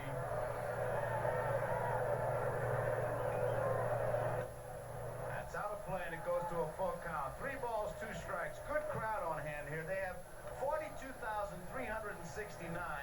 They had 42,363 yesterday, 42,380. And this park is listed as only holding 40,628. Jeez. Oh, Dad, is that you? Run is on, and it brings up Moreland. The Yes, on-deck it batter is. would be Matt. Hi, Dad. That's the first walk given up by Gura. I'm gonna be lifting now. I'm taking a little break from dominoes. My son's playing now. Okay. He pitched in. What? You? What were you tired? Lonnie Smith is going to go in and run for him at first base. Last time Gura pitched, No, I'm just we're taking turns. Oh, okay. game after 6 innings. So they are. And told Billy Connors, the pitching coach, They're over there. Fry, the manager, Okay. Everybody wave. tired. Certainly some of that must have been Hi. pitching in the World Series, but here, Hey, Alec. Good. Hi. balls on Greg Luzinski, and Larry Gura is a control pitcher. He's been getting the ball up a little So bit go the last on. 2 hitters. Okay. So it's 3-2 Royals. You've missed a lot, Dad. Luzinski draws the base on balls, leaves the game for the pitcher. It's the top of the 7th. He is the tying run, Lonnie Smith. 1 man out, 3-2. Royals lead. We're in the 7th.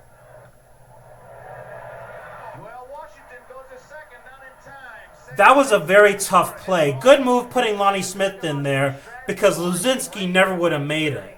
Lonnie Smith, they took what would have been outstanding play right away from the Royals and UL Washington because Luzinski isn't going to beat that play. What's this? Outstanding. Good jump to his right. He goes into short left field. The old Popeye pass, and if not for That was Dallas's perfect strategy, play. It was. it's a force out. If Luzinski was on first, he would have been a dead duck at second. He beat it standing up. So it was a good move to pinch run for him with Lonnie Smith. Because he was standing up as we look at Dallas Green, but Jim Fry is going to make a pitching change. He's had Quisenberry warming up in the bullpen. It's a 3-2 ball. Can you believe how much these two teams used their closers in this postseason? Dan Quisenberry in the 7th inning. I hate to spoil it, but Tug McGraw is going to start the bottom of the 7th. Never these days. Anyways, at the time, Dan Quisenberry was one of the best closers in the league. A submariner, Quiz is second only to Jeff Montgomery on the Royals' all-time list in saves. He led the league in saves 5 times, including 4 years in a row. He made the All-Star team in the first 3 of those 4 years in a row. In all of the 5 seasons he led the American League in saves, he won the AL Rolaids Relief Man Award. In all 5 of those years, he finished in the top 5 in the AL Cy Young voting twice. In the 4 consecutive years he led the leagues in saves, he finished in the top 3 in the AL Cy Young voting. Lastly, he was the runner-up for the AL Cy Young in 83 and 84. Like Tug McGraw, Quiz was being used almost all the time in this postseason. He pitched 3 2/3 to close out the ALCS. He pitched 2 innings when he blew the save in Game 2 of this series. He pitched 2 1/3 in Game 3, 2 innings in Game 4, and now here he is being asked to get a 2 2/3 save in Game 5. Like I said, never these days. Can you believe that? It's unbelievable what these managers did with these closers in this postseason, Mom. Could be a double play. They're going to have to hurry. There's one. Throw is not in time. Pull him off the bag. They had a chance, but the speed of Maddox made the play. So it's first and third with 2 outs and Trio the batter. Keith Bartlett helped out coming off first base. Because watch how hard he goes into Frank White.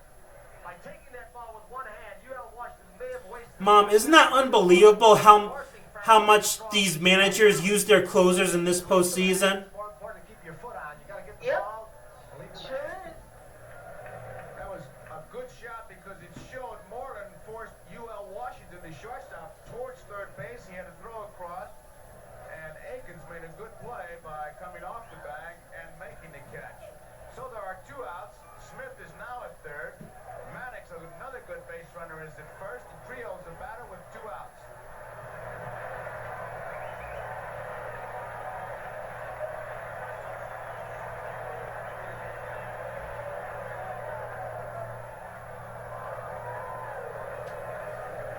Fake the third and maybe get the guy at first, but nothing happened.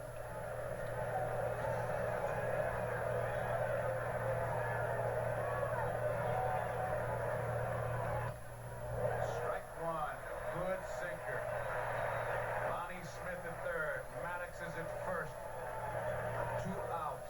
7th inning. Kansas City leading 3-2. This is Game 5. We're tied at 2 apiece. Quisenberry has been in every game in this World Series. Frank White, what a play! UL Washington attack! Another great play by Frank White. I mean, no wonder he won all those gold gloves. I mean, if he doesn't make that play, we're tied.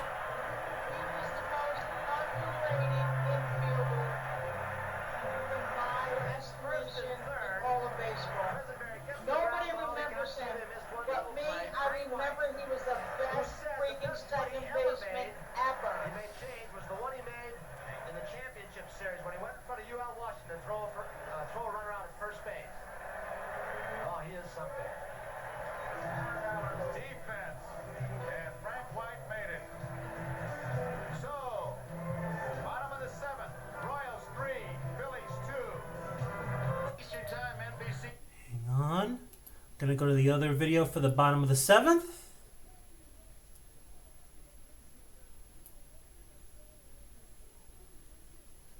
Okay, now.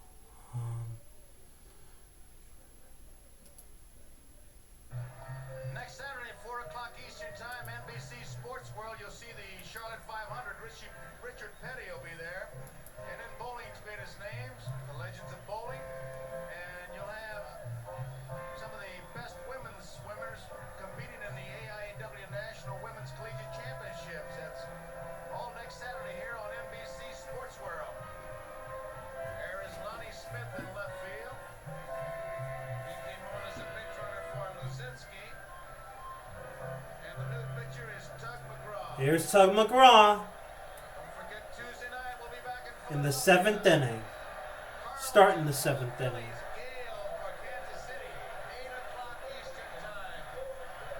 Gonna be some ball game Tuesday night, and it's gonna be some finish here. George Brett.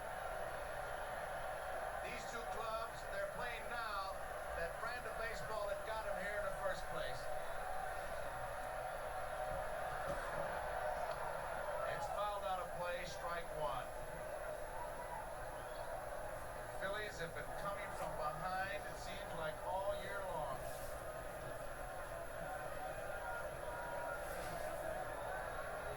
Tug McGraw has been a busy man this month. No kidding.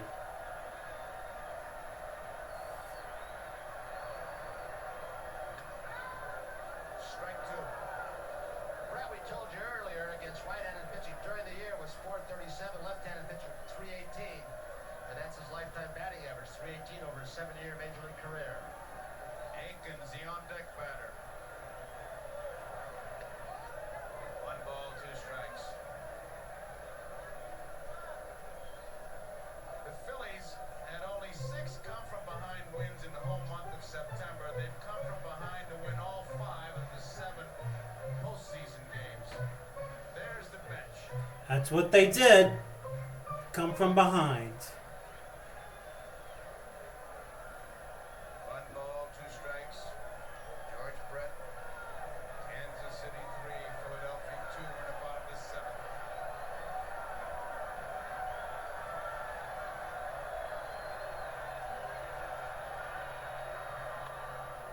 Brett is out on strike, so McGraw gets his first strikeout. That's 1 out in the 7th inning.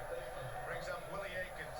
That's not easy. He struck out just 22 times during the regular season, so he is not easy to strike out, Tom.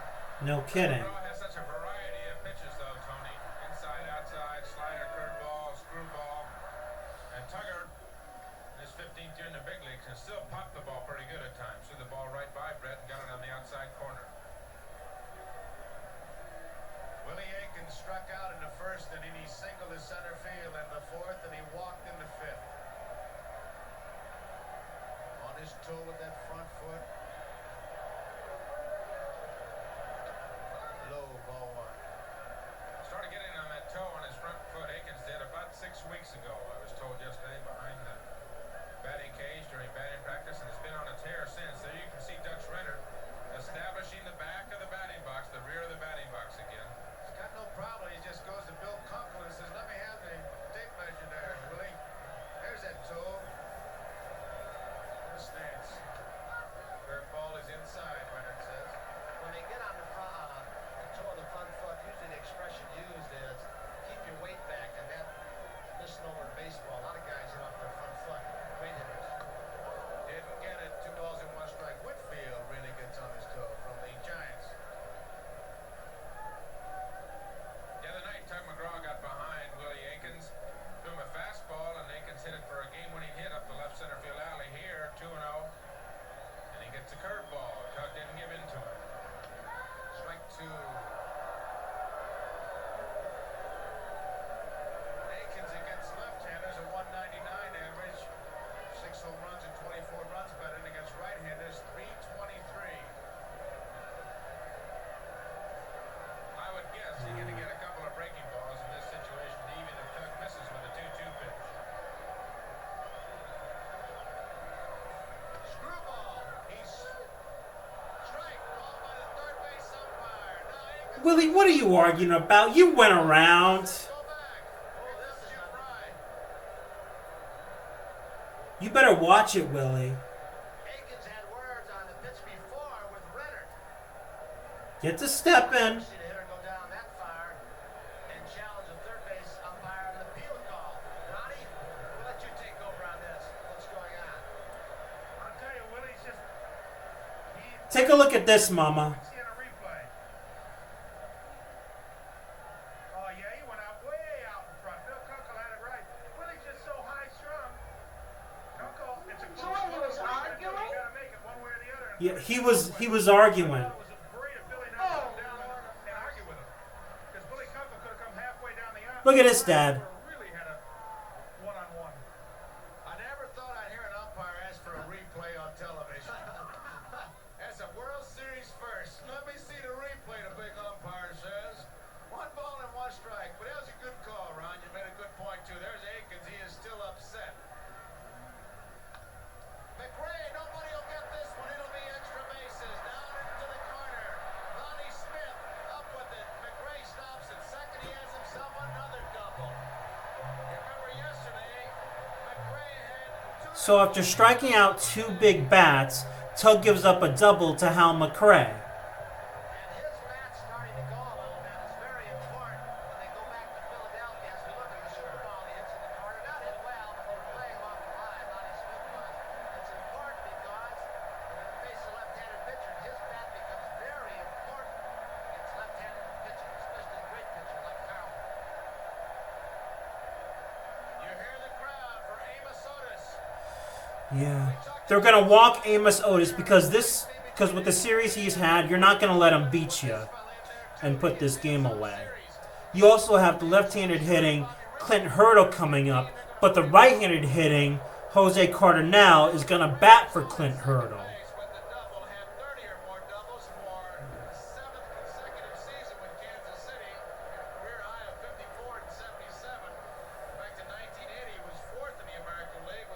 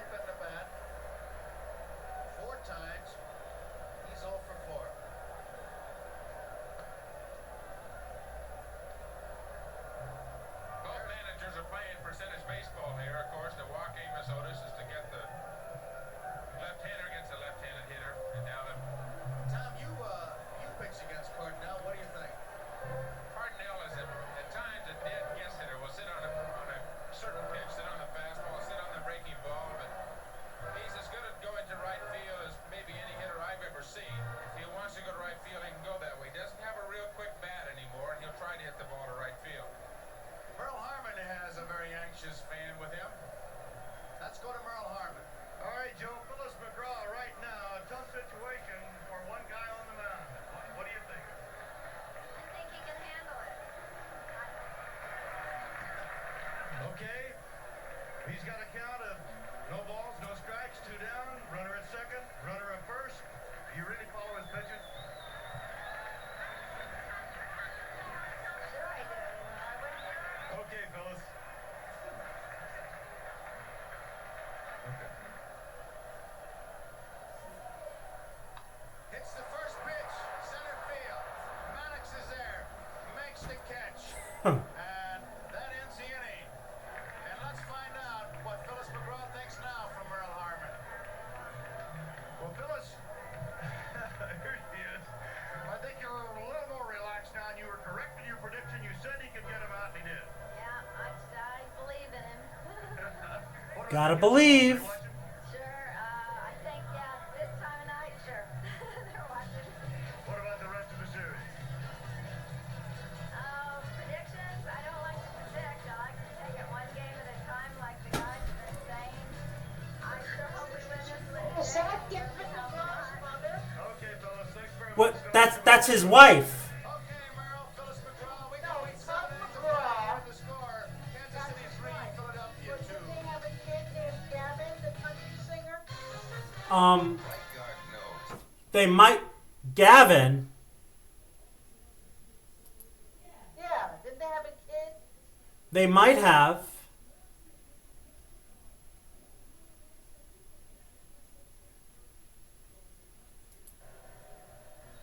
Okay. Top of the 8th. Fielder for the Kansas City Royals. It's a 3-2 ball game. Top of the 8th, and there he is, Jose Cardinal. He came on as a pinch hitter for Hurdle and fly to center field and the 7th. So it'll be Boa, Boone, and Rose. And now they switch towards the left field line for Boa against Quisenberry. It's outside. Ball 1. At first and third, they're in tight.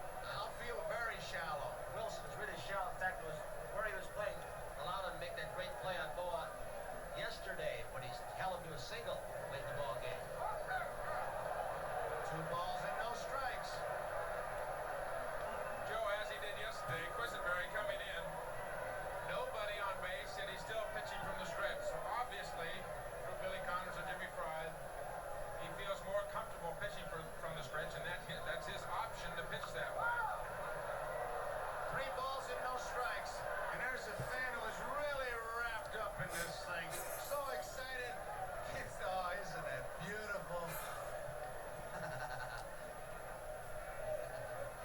I love it.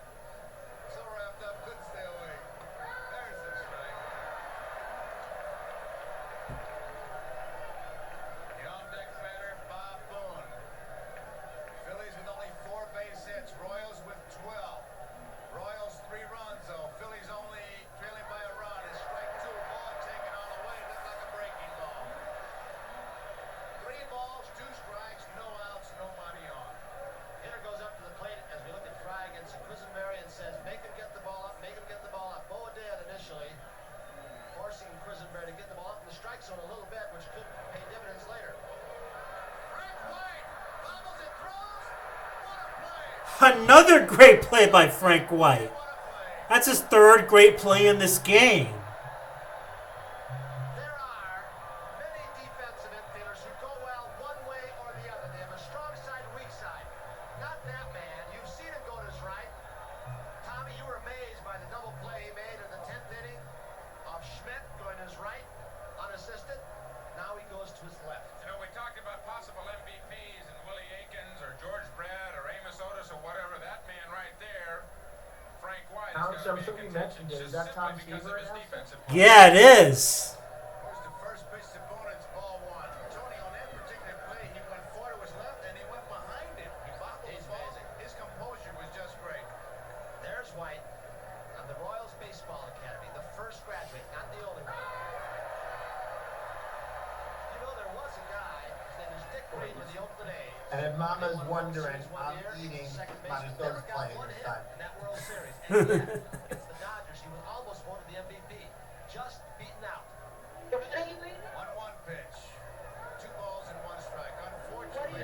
don't I'm eating get so some many. publicity, but I'm Leonard eating just so many stays Sox there. playing. But Frank White just may change Oh. it. That's because the writers, there's Pete Rose on deck. That's Look at this the Fred writers Jr. vote for did. Lynn to go in the Hall of Oh, Fame and not Ball. Bring home jeez. some sausage and peppers. The preceding was a Bring political home some announcement by sausage Tony and Kukoc. pepper. Okay. Foul ball. He said yes. 2 balls and 2 strikes. I you love really being feel, up by Tony? some It was fresh more of an hardwood. announcement. It was more of a singer. Wouldn't you call it more of a singer? Composer and announcement? I guess 3-2, it will. the Royals leading the He's Phillies bold here. to actually Bob toothbrush. Boone. 2 balls The and meat 2 went right strikes. through. 1 That's out. the game. Quisenberry. Has he completely retired, right? Huh? He's completely retired, right? She's working part-time and... Aikens can't come up with it. Boone is heading for second. White is there. The throw is not in time. Can't handle it. That was very sloppy. And missed him both times. The ball hits the dirt. Maybe the seam to Brett. It was hit like a shot off the bat of Booney. Was not an easy catch. And then once that Brett had it, here's where he made a lot of errors over the past few years. He may have nonchalant his throw because he had a lot of time. Do you think Willie Aikens should have had that? Should have been made easily by Aikens. I mean, it's a low throw, but you think he should have had it? But Aikens didn't make the play. White almost made another outstanding play, Tom. We've seen a good, strong arm of George Brett through the series. Really the first bad play that he's made. And the point you made, Tony, the amazing thing is that Frank White, backing up to the play, almost made another great play. Pete Rose takes it Hey, Lisa, outside. when you're on the job, you don't carry, right? No. That's about the 3rd or 4th time that Willie Aikens has let a ball get by If him. you can, if you want to, right? Or just Well, I don't don't think not that's allow any you. secret. He could leave his glove back at the hotel and he'd still play because he can I hit. haven't qualified in over 3 years, so I'd have to qualify Foul on first. the play. It's an error on the third Gotcha. baseman's Because Brett. you don't need to And the qualify. tying You run need- is at second You base. have to at Orange at Rose one at time, batter. right? Where But you yeah. see Brett. McBride on Austin deck. does not require you to qualify. Orange did it towards the end, right? Yes. Rose bounced out twice, lined hard to Gurin, the 6th, robbed of a base hit.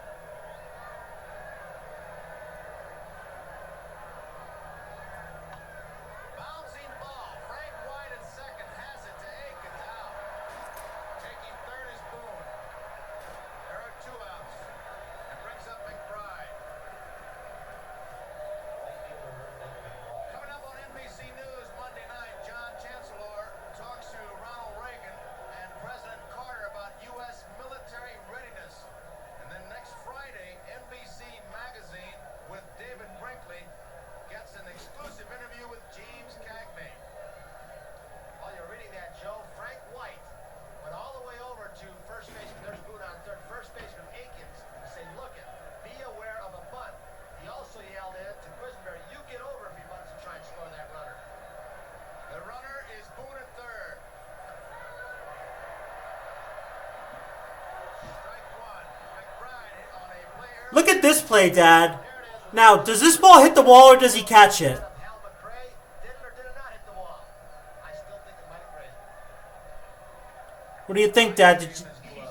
Right? I think it hit the wall. I think it hit the wall, Alan. What do you say at In home? my opinion.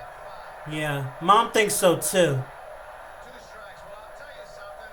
We've been listening to Dutch Rennert, but if he gets a strike, Dutch Rennert will be drowned out by this crowd. They're on every pitch, much like the Philly fans. We're in Philadelphia and will be Tuesday night when we're there. Gale against Carlton, 8 o'clock Eastern time. Get ready. Make your plans. It's going to be a good shootout. There he is on deck, Mike Schmidt.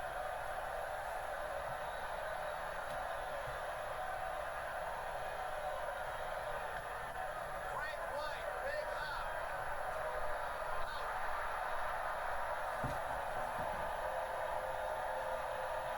So both closers are doing their thing as we go to the 9th inning.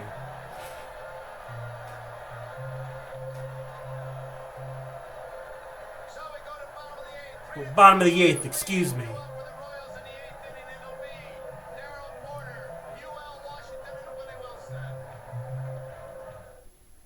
RCA wants you to see the right. Hang on.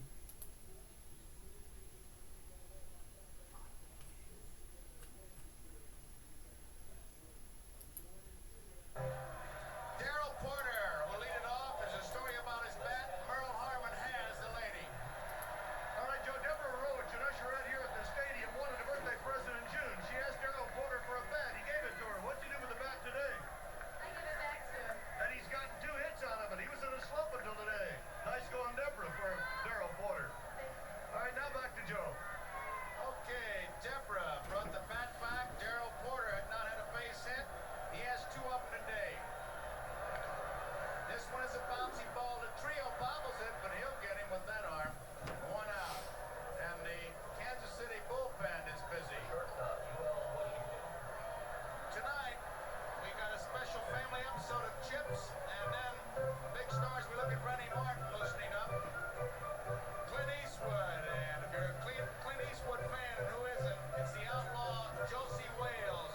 As you can see, UL Washington has turned around and hit right-handed. And of course, when I say that, it'll be seen at its regular time on the West Coast.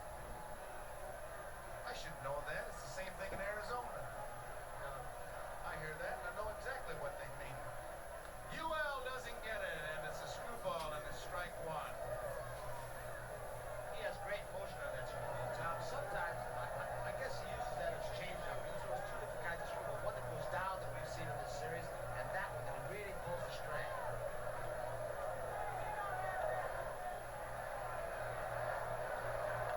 Bunted, but it'll be foul, and it's strike two. One of the great things about watching McGraw pitch, Tony, is that he has the same release point for all his pitches. He gets his hand up there above his head, and it's not to the last minute until he turns it, his wrist inboard or outboard for a curveball, slider, fastball, and outboard for the screwball. It's amazing to see a pitcher with so many pitches.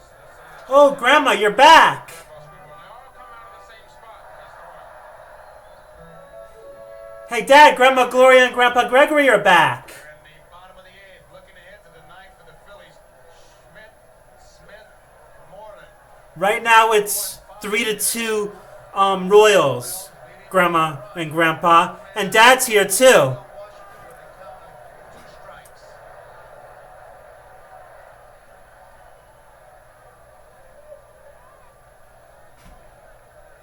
What an unpredictable series. What's happening? First game, Bob It's 3-2 Royals, bottom of the 8th. Dad's here with us. And that's where we're at right now when you came back. Nice to see you back. What is it? Bottom of the 8th, 3-2 Royals. Wait, we gotta Tuesday watch the night, game. it'll be Philadelphia Wait, we're trying to get the game back against here. Carlton. Okay. 8 o'clock Eastern time. I forgot how I did it the first time. He's out on strikes. McGraw gets his 3rd strikeout. Watch stream. I don't have to tell you what happens. If the Royals win, they're leading by 1. What are you Going drinking? back, the Corolla? Phillies would have to win 2. He's playing dominoes. He's eating while Marisol's having her turn. I kept saying, but I kept saying, yeah, I know. Oh, I You lose the first 2 you see. say, that's like whistling past the cemetery. Here's Willie Wilson, who, as you can see, has also turned around to hit right-handed. Wilson wouldn't bet against lefty in Game 6 in any ballpark. Yeah, Pedrito's in town from Puerto Rico, Mr. Street, so we're playing dominoes. No, no. Wilson, ball 1.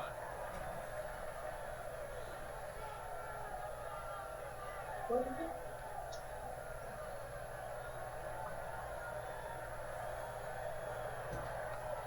That's foul out of play. 1 ball, 1 strike. McGraw's a real stickler for mechanics. Works on his mechanics all the time, getting down to bend his left leg and bend his front leg and get I've through got a to triple make sure that that arm comes feature through in the here. same I've spot. got WWE studier on the essentially. screen. I've got the Knicks on my phone, and I've got my son on the iPad. They're going to have a tough So play. we go, we got a domino game in the background, the Knicks on the big screen, and Alex on the podcast. Look at Tug McGraw, always pumped up, banging his glove against his thigh.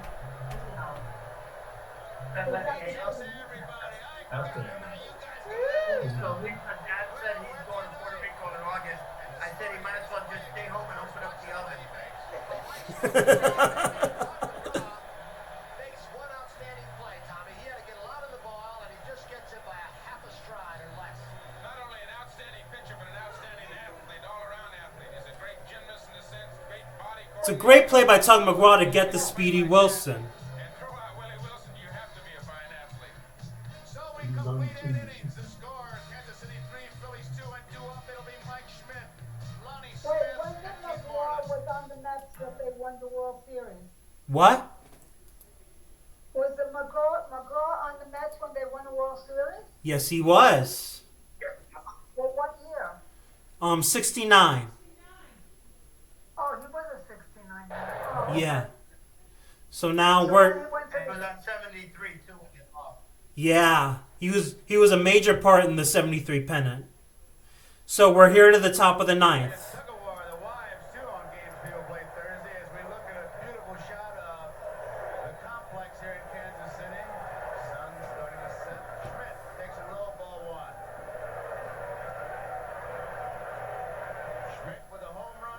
9 of his 48 home runs in the For the ninth two inning. Philly runs.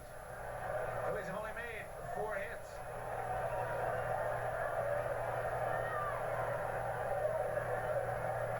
Hot smash. Brett knocks it down. It's a base hit for Mike Schmidt. Tying run is on. And the threat of Mike Schmidt bunting twice. Alex, what was the series at this point? How many wins and how many wins to who? It was tied at 2. This is game 5. Look at this. Now, Tony Kubek just made a good point about Mike Schmidt getting bunt base hits, but should George Brett have really been that far in? Back farther, that's it. That's a routine out for George Brett. You can see that ball is not that far to his left. If he's back another 10 or 12, I mean, if he's playing back, it's an easy routine grounder. that's an easy play for George Brett. So the tying run is on. We have a pinch hitter now. You are for correct. Smith, who came on as a You pinch never runner play for Mike Schmidt for a Luzinski bunt, after even if he Luzinski does walked the bunt. 7th. Del Unser is the pinch hitter for the Phillies. Here's Unser. He came out big many times in this postseason. Let's see if he can do it again. Unser in that second game had the big base hit against Quisenberry. Brett is moving in close at third base.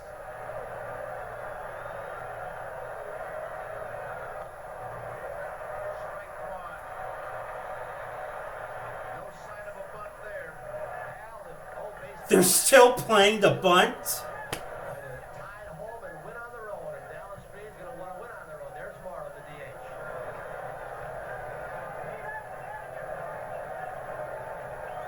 Philly front office in the background there. You saw Paul Owens, Willie Carpenter, moving them on. Tony, your point is well taken too, but another point, bunting on AstroTurf is much more difficult than bunting on natural grass. Much more difficult to make a better bunt on AstroTurf. One strike pitch. Hot smash past Akins into right field. Schmidt can run. He's running hard. He's running third. They're going to try to score him. Here comes the throw. They'll not get him. We're tied. So Unser and the Phillies have done it again. A big base hit. This time between Akins and the bag. He has been outstanding for how many years now, Tom? Coming into the clutch, sitting on that bench call. Here's the other reason that we should have mentioned. He's got to hold him on, Akins, with Schmidt's speed, and they didn't bunt. They knew he had to hold him on. Hunter can't pull the ball as he just did. I'll say one thing. Schmidt showed his speed scoring on that because there was 2 pretty good relay throws. Cardinale to White to Porter. So we're all tied up. Tiebreakers at second base. Here's Keith Moreland. He's going to bunt. He does. Down to Akins. He picks it up. He'll tag Moreland. And moving to third is Unser. One man out. Unser at third base.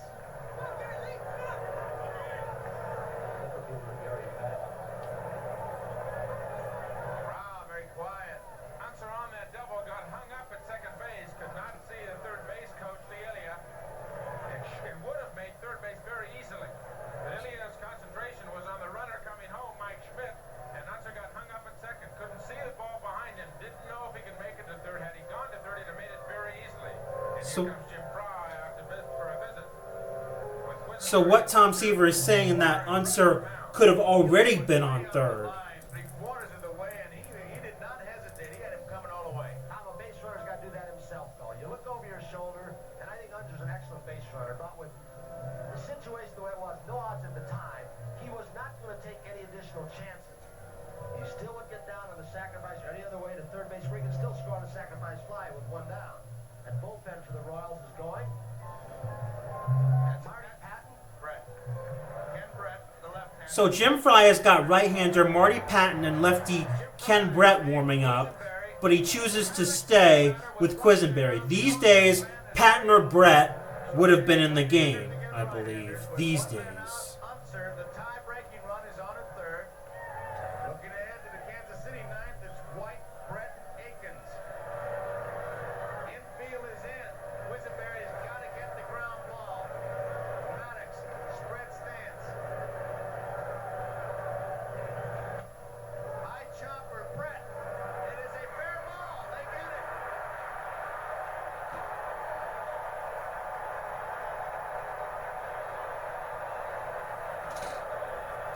That was a good call by the umpires to focus only on the ball and not Brett. Call, both Renner and the third base umpire, Kunkel looking straight down the line. Watch Renner, he got in position. Here's Maddox.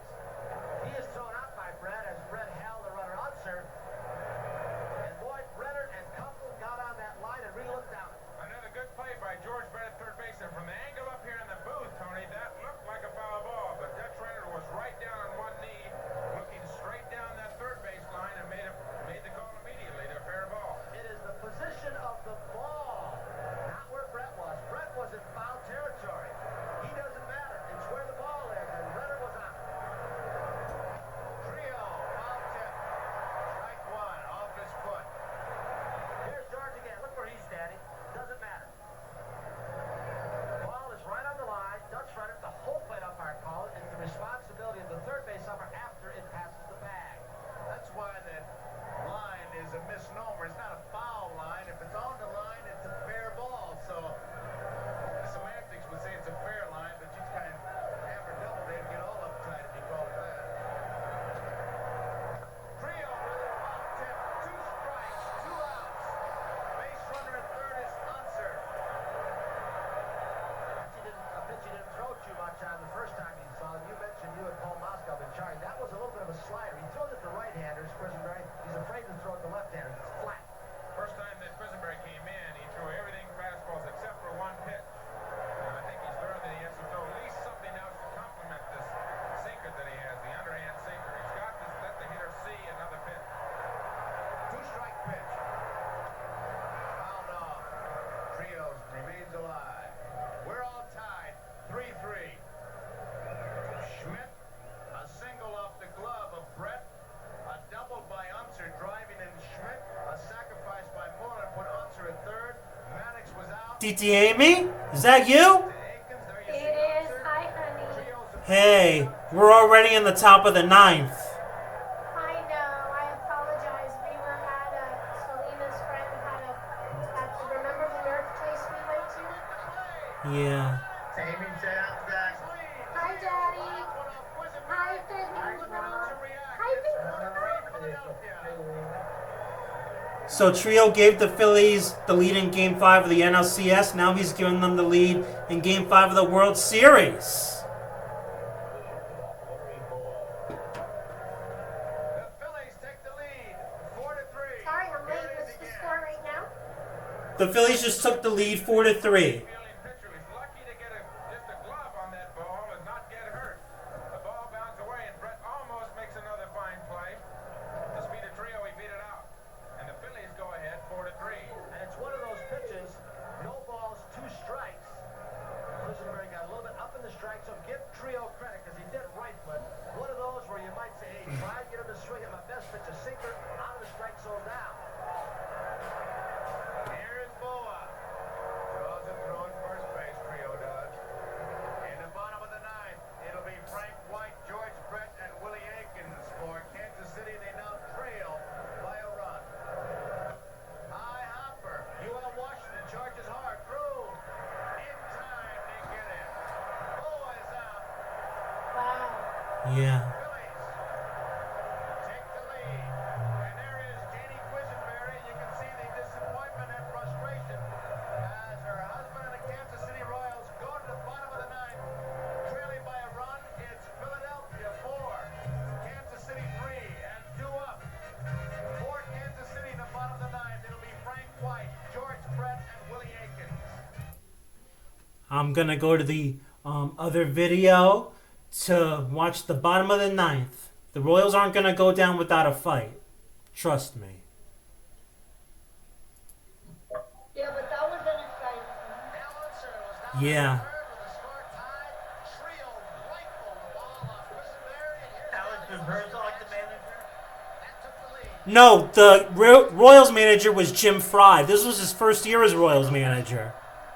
I can tell you he's gotten some big hits. He's been around a long time, and he said it all when he said, when the first base hit off Quisenberry, this Oh, is that switch Uncle is a Ruben? 30-year itch for me. Oh, yeah, Theo Ruben's at the Domino game. Yeah. That base hit, Oh, it was a tell him big to one. say hi. Here's Frank There White. you go. What a game he is Amy playing. says hi to you. Hey, mommy, get there, Liga. First pitch ball, Love you. 1-1. White made a game-saving play in the 7th inning. Another take for the Phillies, Alex? Tug McGraw in his third inning out of the bullpen in this game. I thought that looked like Tim McGraw. Close, DD, close. Tim McGraw is his son. I know, it looks just like him. Yeah. You know, for years, Tim had no idea Tug was his real father. I know. And get this. You're going to crack up when I say this, but earlier in the podcast I had mentioned that Tug McGraw got his nickname from his mother. He said, because she said that's how he was breastfed. Tug. Wow. How funny is that? That's hilarious. Now, he came in as a reliever, and they typically don't do 3 innings, right? These days, never. But him and Dan Quisenberry were doing it for a lot of this postseason, much of this postseason.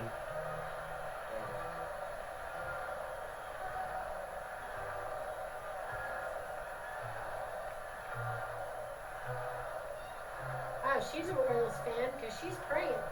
Yes, she is. To quote a famous television line, that picture needed no words. George Brett. Big hole between first and second. They have the hole wide on. Strike one. Alex, did this game decide the winner? Earlier this year, No, the next game did. The winner of this game goes up 3-2. Gotcha. I mentioned earlier and explained my research on how important Game 5 was at this time.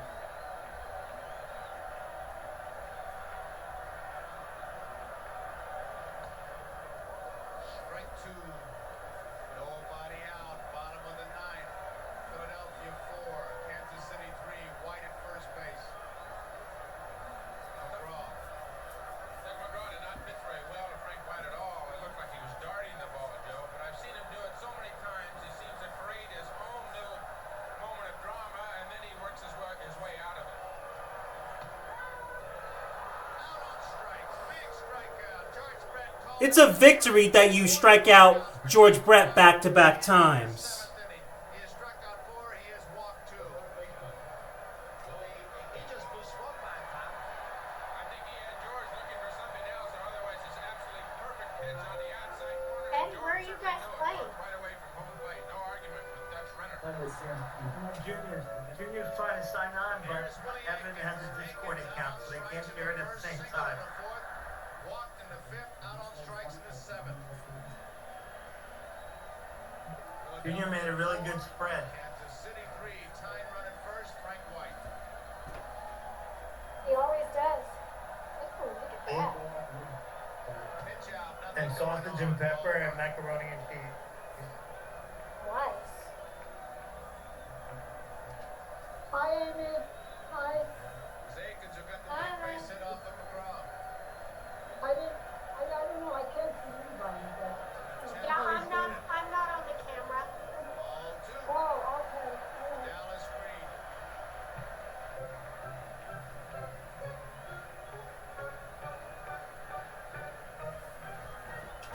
Hi, here we go.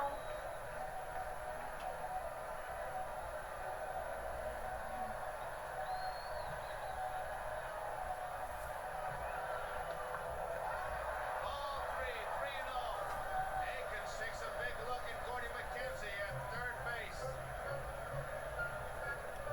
There is Willie Akins' mother, Lucille Akins. Look at what it is and what it is. Yeah. Ball 4, 1. Walked him on 4 pitches. He was probably being careful with him, but not only was he being overused in this postseason, he was constantly in trouble. Same with Quisenberry. Minnesota's Dallas Green looking on. And 3 right-handed hitters in a row coming up now. Ray, Otis, and Cardinal is scheduled. They've got Pete Lecoq on the bench should they make a change, but Dallas Green has not popped out. Somebody is working a pinch runner. There's Green. It's direct. Green was a great manager. Yeah.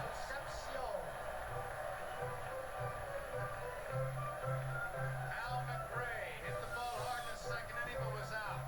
He flied to right. Hit a long fly to right field. You saw it make McBride. Did he catch it? Did he not? The umpire said yes. And then he had a double down the left field line in the seventh. The on-deck man is Amos Otis, who's been red hot. Home run and a single. McGraw trying to pitch out of a jam. One out. Well hit left field. Near the stands. Ups are there. We didn't realize the Knicks were playing now. Barely foul. You see how close that was? Look at Doug McGraw. His heart was on fire. I think what Tuck might have been worried about, you threw that ball inside off the plate. That little bit of a wind Did you hear what I started said that we drifting didn't it realize back the Knicks were towards on their too territory. now? Oh yeah, mom had mentioned that she was watching that too. White at second base. It's almost halftime. There's 10 seconds left before halftime. Right now they're winning by 6. Yeah, that was my question. Thank you. The second out. So they They're on ESPN or ABC, one or the other. That ball made a nice play. so they get the force at second for the second out, but the Phillies are still in trouble with Amos Otis coming up. Murray went a long way for that ball because he was the Amos And Otis, the yes, base Smith. cut, Yeah. ball fouled the left. how many runners on base? Because I just missed. Runners on the corners, 2 outs. Gotcha.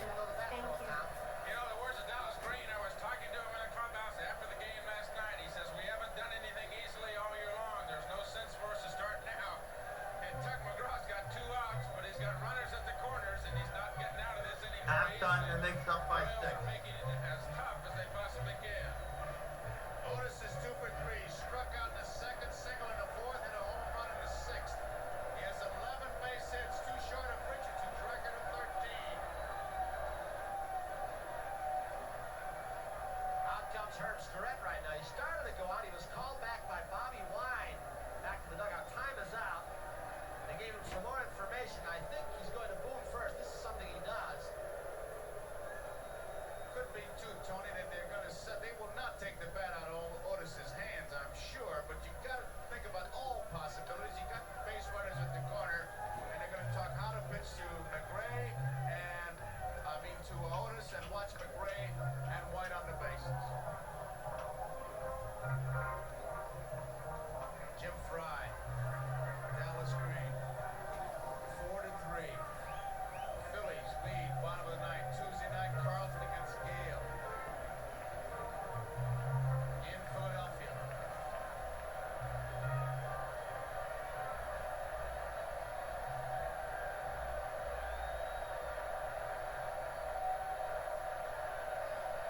A lot of room in left center field. They're playing him in right center. Almost as if to say, throw him a screwball and play him that way. See what happens. Fastball low, ball one. Otis is in the off-speed pitching well. Home run in the first ball game, off-speed. Hit the ball hard off 2 breaking balls today. So maybe they're going to power him. They can hit the ball the opposite way.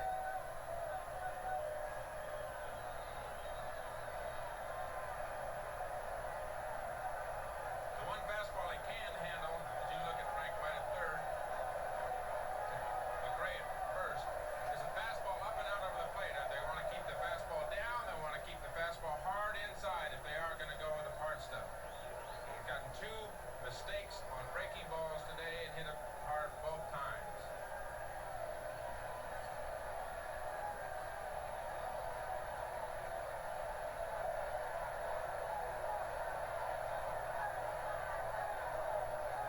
Screwball is low, and it's 2 balls and no strike. And McGraw falls behind. Nice play by Boone. I'll tell you, someday I guess they'll have some kind of a record in there for when catchers do block a ball in a situation like this to save a run. Big play. 2 balls, no strikes, 2 outs. White, the tying run is at third. McRae, the winning run is at first.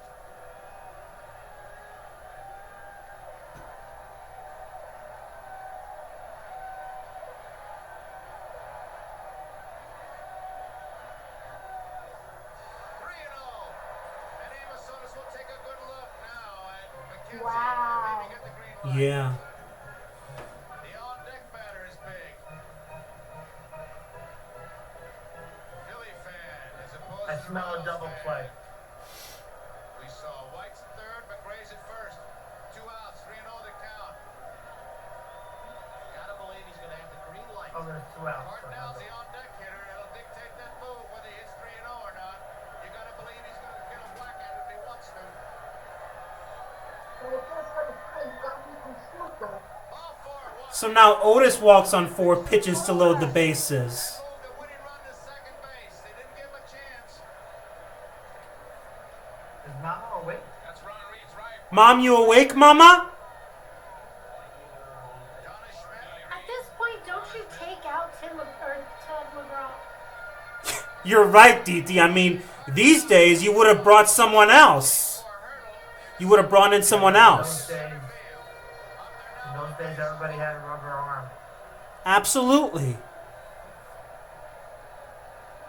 What does that mean? It means, you know, the closers often pitch more than just 1 inning. Foul ball. That name did. They sure did. Back then, Jose has if there weren't a lot of great relievers, they would just let him pitch and pitch and pitch. on-deck circle. And then they can't score. If he not score, they can't tell him. Still 2 outs. Bases loaded. Jose Cardinale at the plate. 1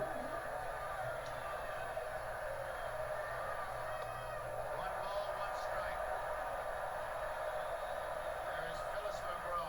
Alex, can you hear me? Yeah, a little bit. Attention. Oh, so I asked a And question. just the bases should be straight down. She I'm sorry, go ahead. but she's not watching. I said that it looks like when you make that Down the bases left field loaded. line, is it playable? Yeah. It is out of play.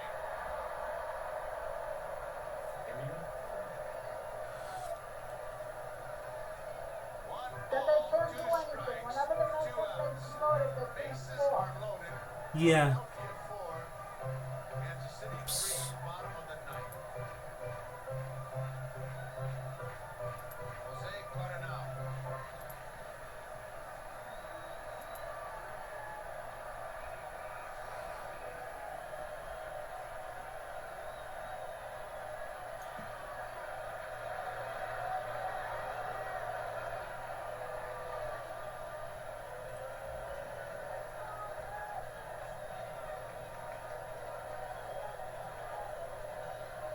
Absolutely great.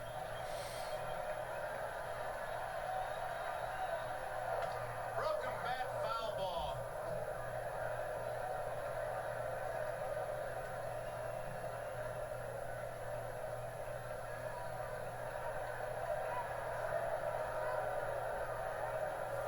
Tug McGraw ahead in the count. Bases loaded, 2 outs.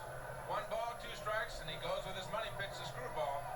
You know what's the important thing here, Joe? You talked about before. If he really did pitch around Amos Otis, was he looking at Jose Cardinale on that on-deck circle all the time, willing to put the winning run at second base, and try to get his outman Jose Cardinale? That's going to be an interesting question to ask Tug after the game. I'm going to answer it in my mind. If I were catching, yes, I would not let Amos Otis beat me. Well, I've known Tug for 15 years, and I think he's right. I think he walked him on purpose. I do too. You'd have a lot of managers and a lot of pitching coaches come out and shoot you when you're wrong. But if he had in his mind he wanted to get that man in the on-deck circle, Cardinale, to make him the last out, it's a do or die. You're either a hero or a goat. But you're going to go the way you think you can get out of the inning the best. Phyllis McGraw. I don't know how Cardinale even got a bat on that screwball. That ball was about 6 inches off the ground, and he literally threw his bat at the ball right at the last split second and somehow fouled it. 1 ball, 2 strikes, 2 outs, bases loaded, 4-3, bottom of the 9th, Phillies leading. And Cardinale goes down swinging. Strikes, and the Philadelphia Phillies defeat the Kansas City Royals by the score of 4-3. And there is That's a game. Yeah. And now the Phillies head back to Philadelphia, leading in this series. And give us a recap of what happens in the rest of McGraw the took a series. chance. Don't worry, Dad. Right after I show Jose Cardinal's frustration when he swings and misses that pitch, and the interview with Bob Boone and Tug McGraw, I will do a quick recap of what happens next after this game. That's a pitch. Yeah. The reaction by Tug McGraw. And Merle Harmon is down on the field. He's with them. Let's Hang on. I'll go to the other video where, as you just heard, Merle Harmon is going to interview Bob Boone and Tug McGraw. And Merle Harmon is down on the field. He's with them. Let's get a reaction while he's still so up. Merle? All right, Tug McGraw and Bob Boone with us here on the third base side. Tug, when Hal McRae hit that ball, I saw you do this. What were you thinking? Well, when he first hit it, I couldn't pick up the spin, and it looked like it was going to go out of here. But then finally it started to curl like a 5-iron shot and went foul. But boy, I had my heart jumping there for a while. Bob, did you give him any encouragement when you saw the ball leave the bat? No, I saw it was going to hook foul. I just told him it was a nice, exciting game. When he goes out to the mound and says, "Isn't this exciting?" That's an understatement. Were you overthrowing a little bit in the ninth inning? Yeah, I think I went out there and wanted it too bad. I had to, but then again, I was trying to be too careful too. So combination of both. All right, did you pitch around anybody? Yes. Yeah, I was trying to be real careful with Amos, but I wasn't intending to get anybody on base. It was just a real exciting inning. Right now, I'm too psyched up to actually go through everything as it happened, but I know I was trying to be real careful. At times, I was trying to throw the ball too hard to make a good pitch, and a combination of a lot of things going on in your mind out there. But fortunately, we got through it. Bob, what about the pitching as we go into the last two ball games now? Well, like I've said all the way through this playoffs, I think two outstanding teams. The Royals just been hitting the ball so well. I think, we're looking for a big game from Carlton on Tuesday. I'm not sure who they're going with yet, but I think it's going to be a hard fought right to the end, and I don't think the home field advantage really has any advantage to either club. It's going to be Rich Gale as Jose Cardinal as we watch him on that last pitch, the strikeout, and of course the ever-present Tug McGraw, who says you got to believe, and I know you did today. Yes, sir, and I believe my teammates today too. They did a great job. All right, guys, congratulations. We'll see you in Philadelphia Tuesday night. Now let's go upstairs to Joe. Okay, so right before I wrap this up, I'm going to show you Jose Cardinal's reaction to striking out. Okay, Merle, here's the reaction to Cardinal, who tried to get it, didn't get it, and the Philadelphia Phillies win Game 5.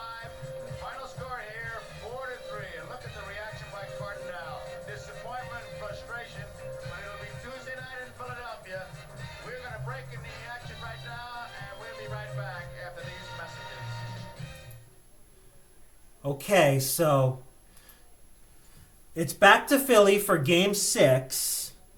Mike Schmidt hits a 2-run single to give the Phillies the lead they would never relinquish. Steve Carlton shuts down the Royals for 7 innings before giving way to Tug McGraw again. McGraw again with the bases loaded in the ninth. Pete Rose catches a foul ball that Bob Boone drops, and Willie Wilson strikes out for a then record 12th time to end it. The Phillies win the World Series for the first time ever. But just think, if the Phillies had lost Game 5 and went back to Philly down 3-2, coming back from that, like I said earlier, would have been pretty difficult. I'll be honest with you, I think this is a very underrated series because of all the back and forth games. I mean, Kansas City could have won the series because they were ahead in the first 5 games at least once. Now, the Phillies win the World Series again until 2008, while the Royals only had to wait 5 more years to win their first ever World Series championship, only to wait another 29 years to make the World Series again before finally winning it all again in 2015, 30 years after their first title win. Like I said, the 6th game was perfectly normal, but those first 5 games could have gone either way between two teams battling each other for their first ever World Series championship after 3 consecutive seasons of playoff frustration and disappointment. All of that is what made this a very exciting World Series. Hey, Alex, did the Philadelphia A's ever win a World Championship? I believe so, yes. So this wasn't the first world championship for Philadelphia, just the Phillies organization. That's correct. Well, that about wraps it up. I just want to say thank you to Titi Amy for making it at the end. Thank you for Grandma Gloria and Grandpa Gregory for making it. Thank you to Dad for taking a break from your Domino's game to be here on the podcast. Thank you very much, everyone. Thank you to Mom. Thank you. Yeah. Thank you to Mom. You there, Mom? Well, Oh, Mama might have fallen asleep. she might have. She's there, but she's snoring. Yeah. There you go. But anyways, thank you to Mom for being here with me the whole time. And I just want to say thank you to the viewers for spending your time to watch the Alex Estrada podcast. I'll be doing more podcasts on classic games like this. Please like, subscribe, and comment on all of my podcasts on YouTube and Facebook. And I'll see you next time on the Alex Estrada podcast. Adios, everyone. Thanks. Okay, bye, Alex. Thank you. Bye now.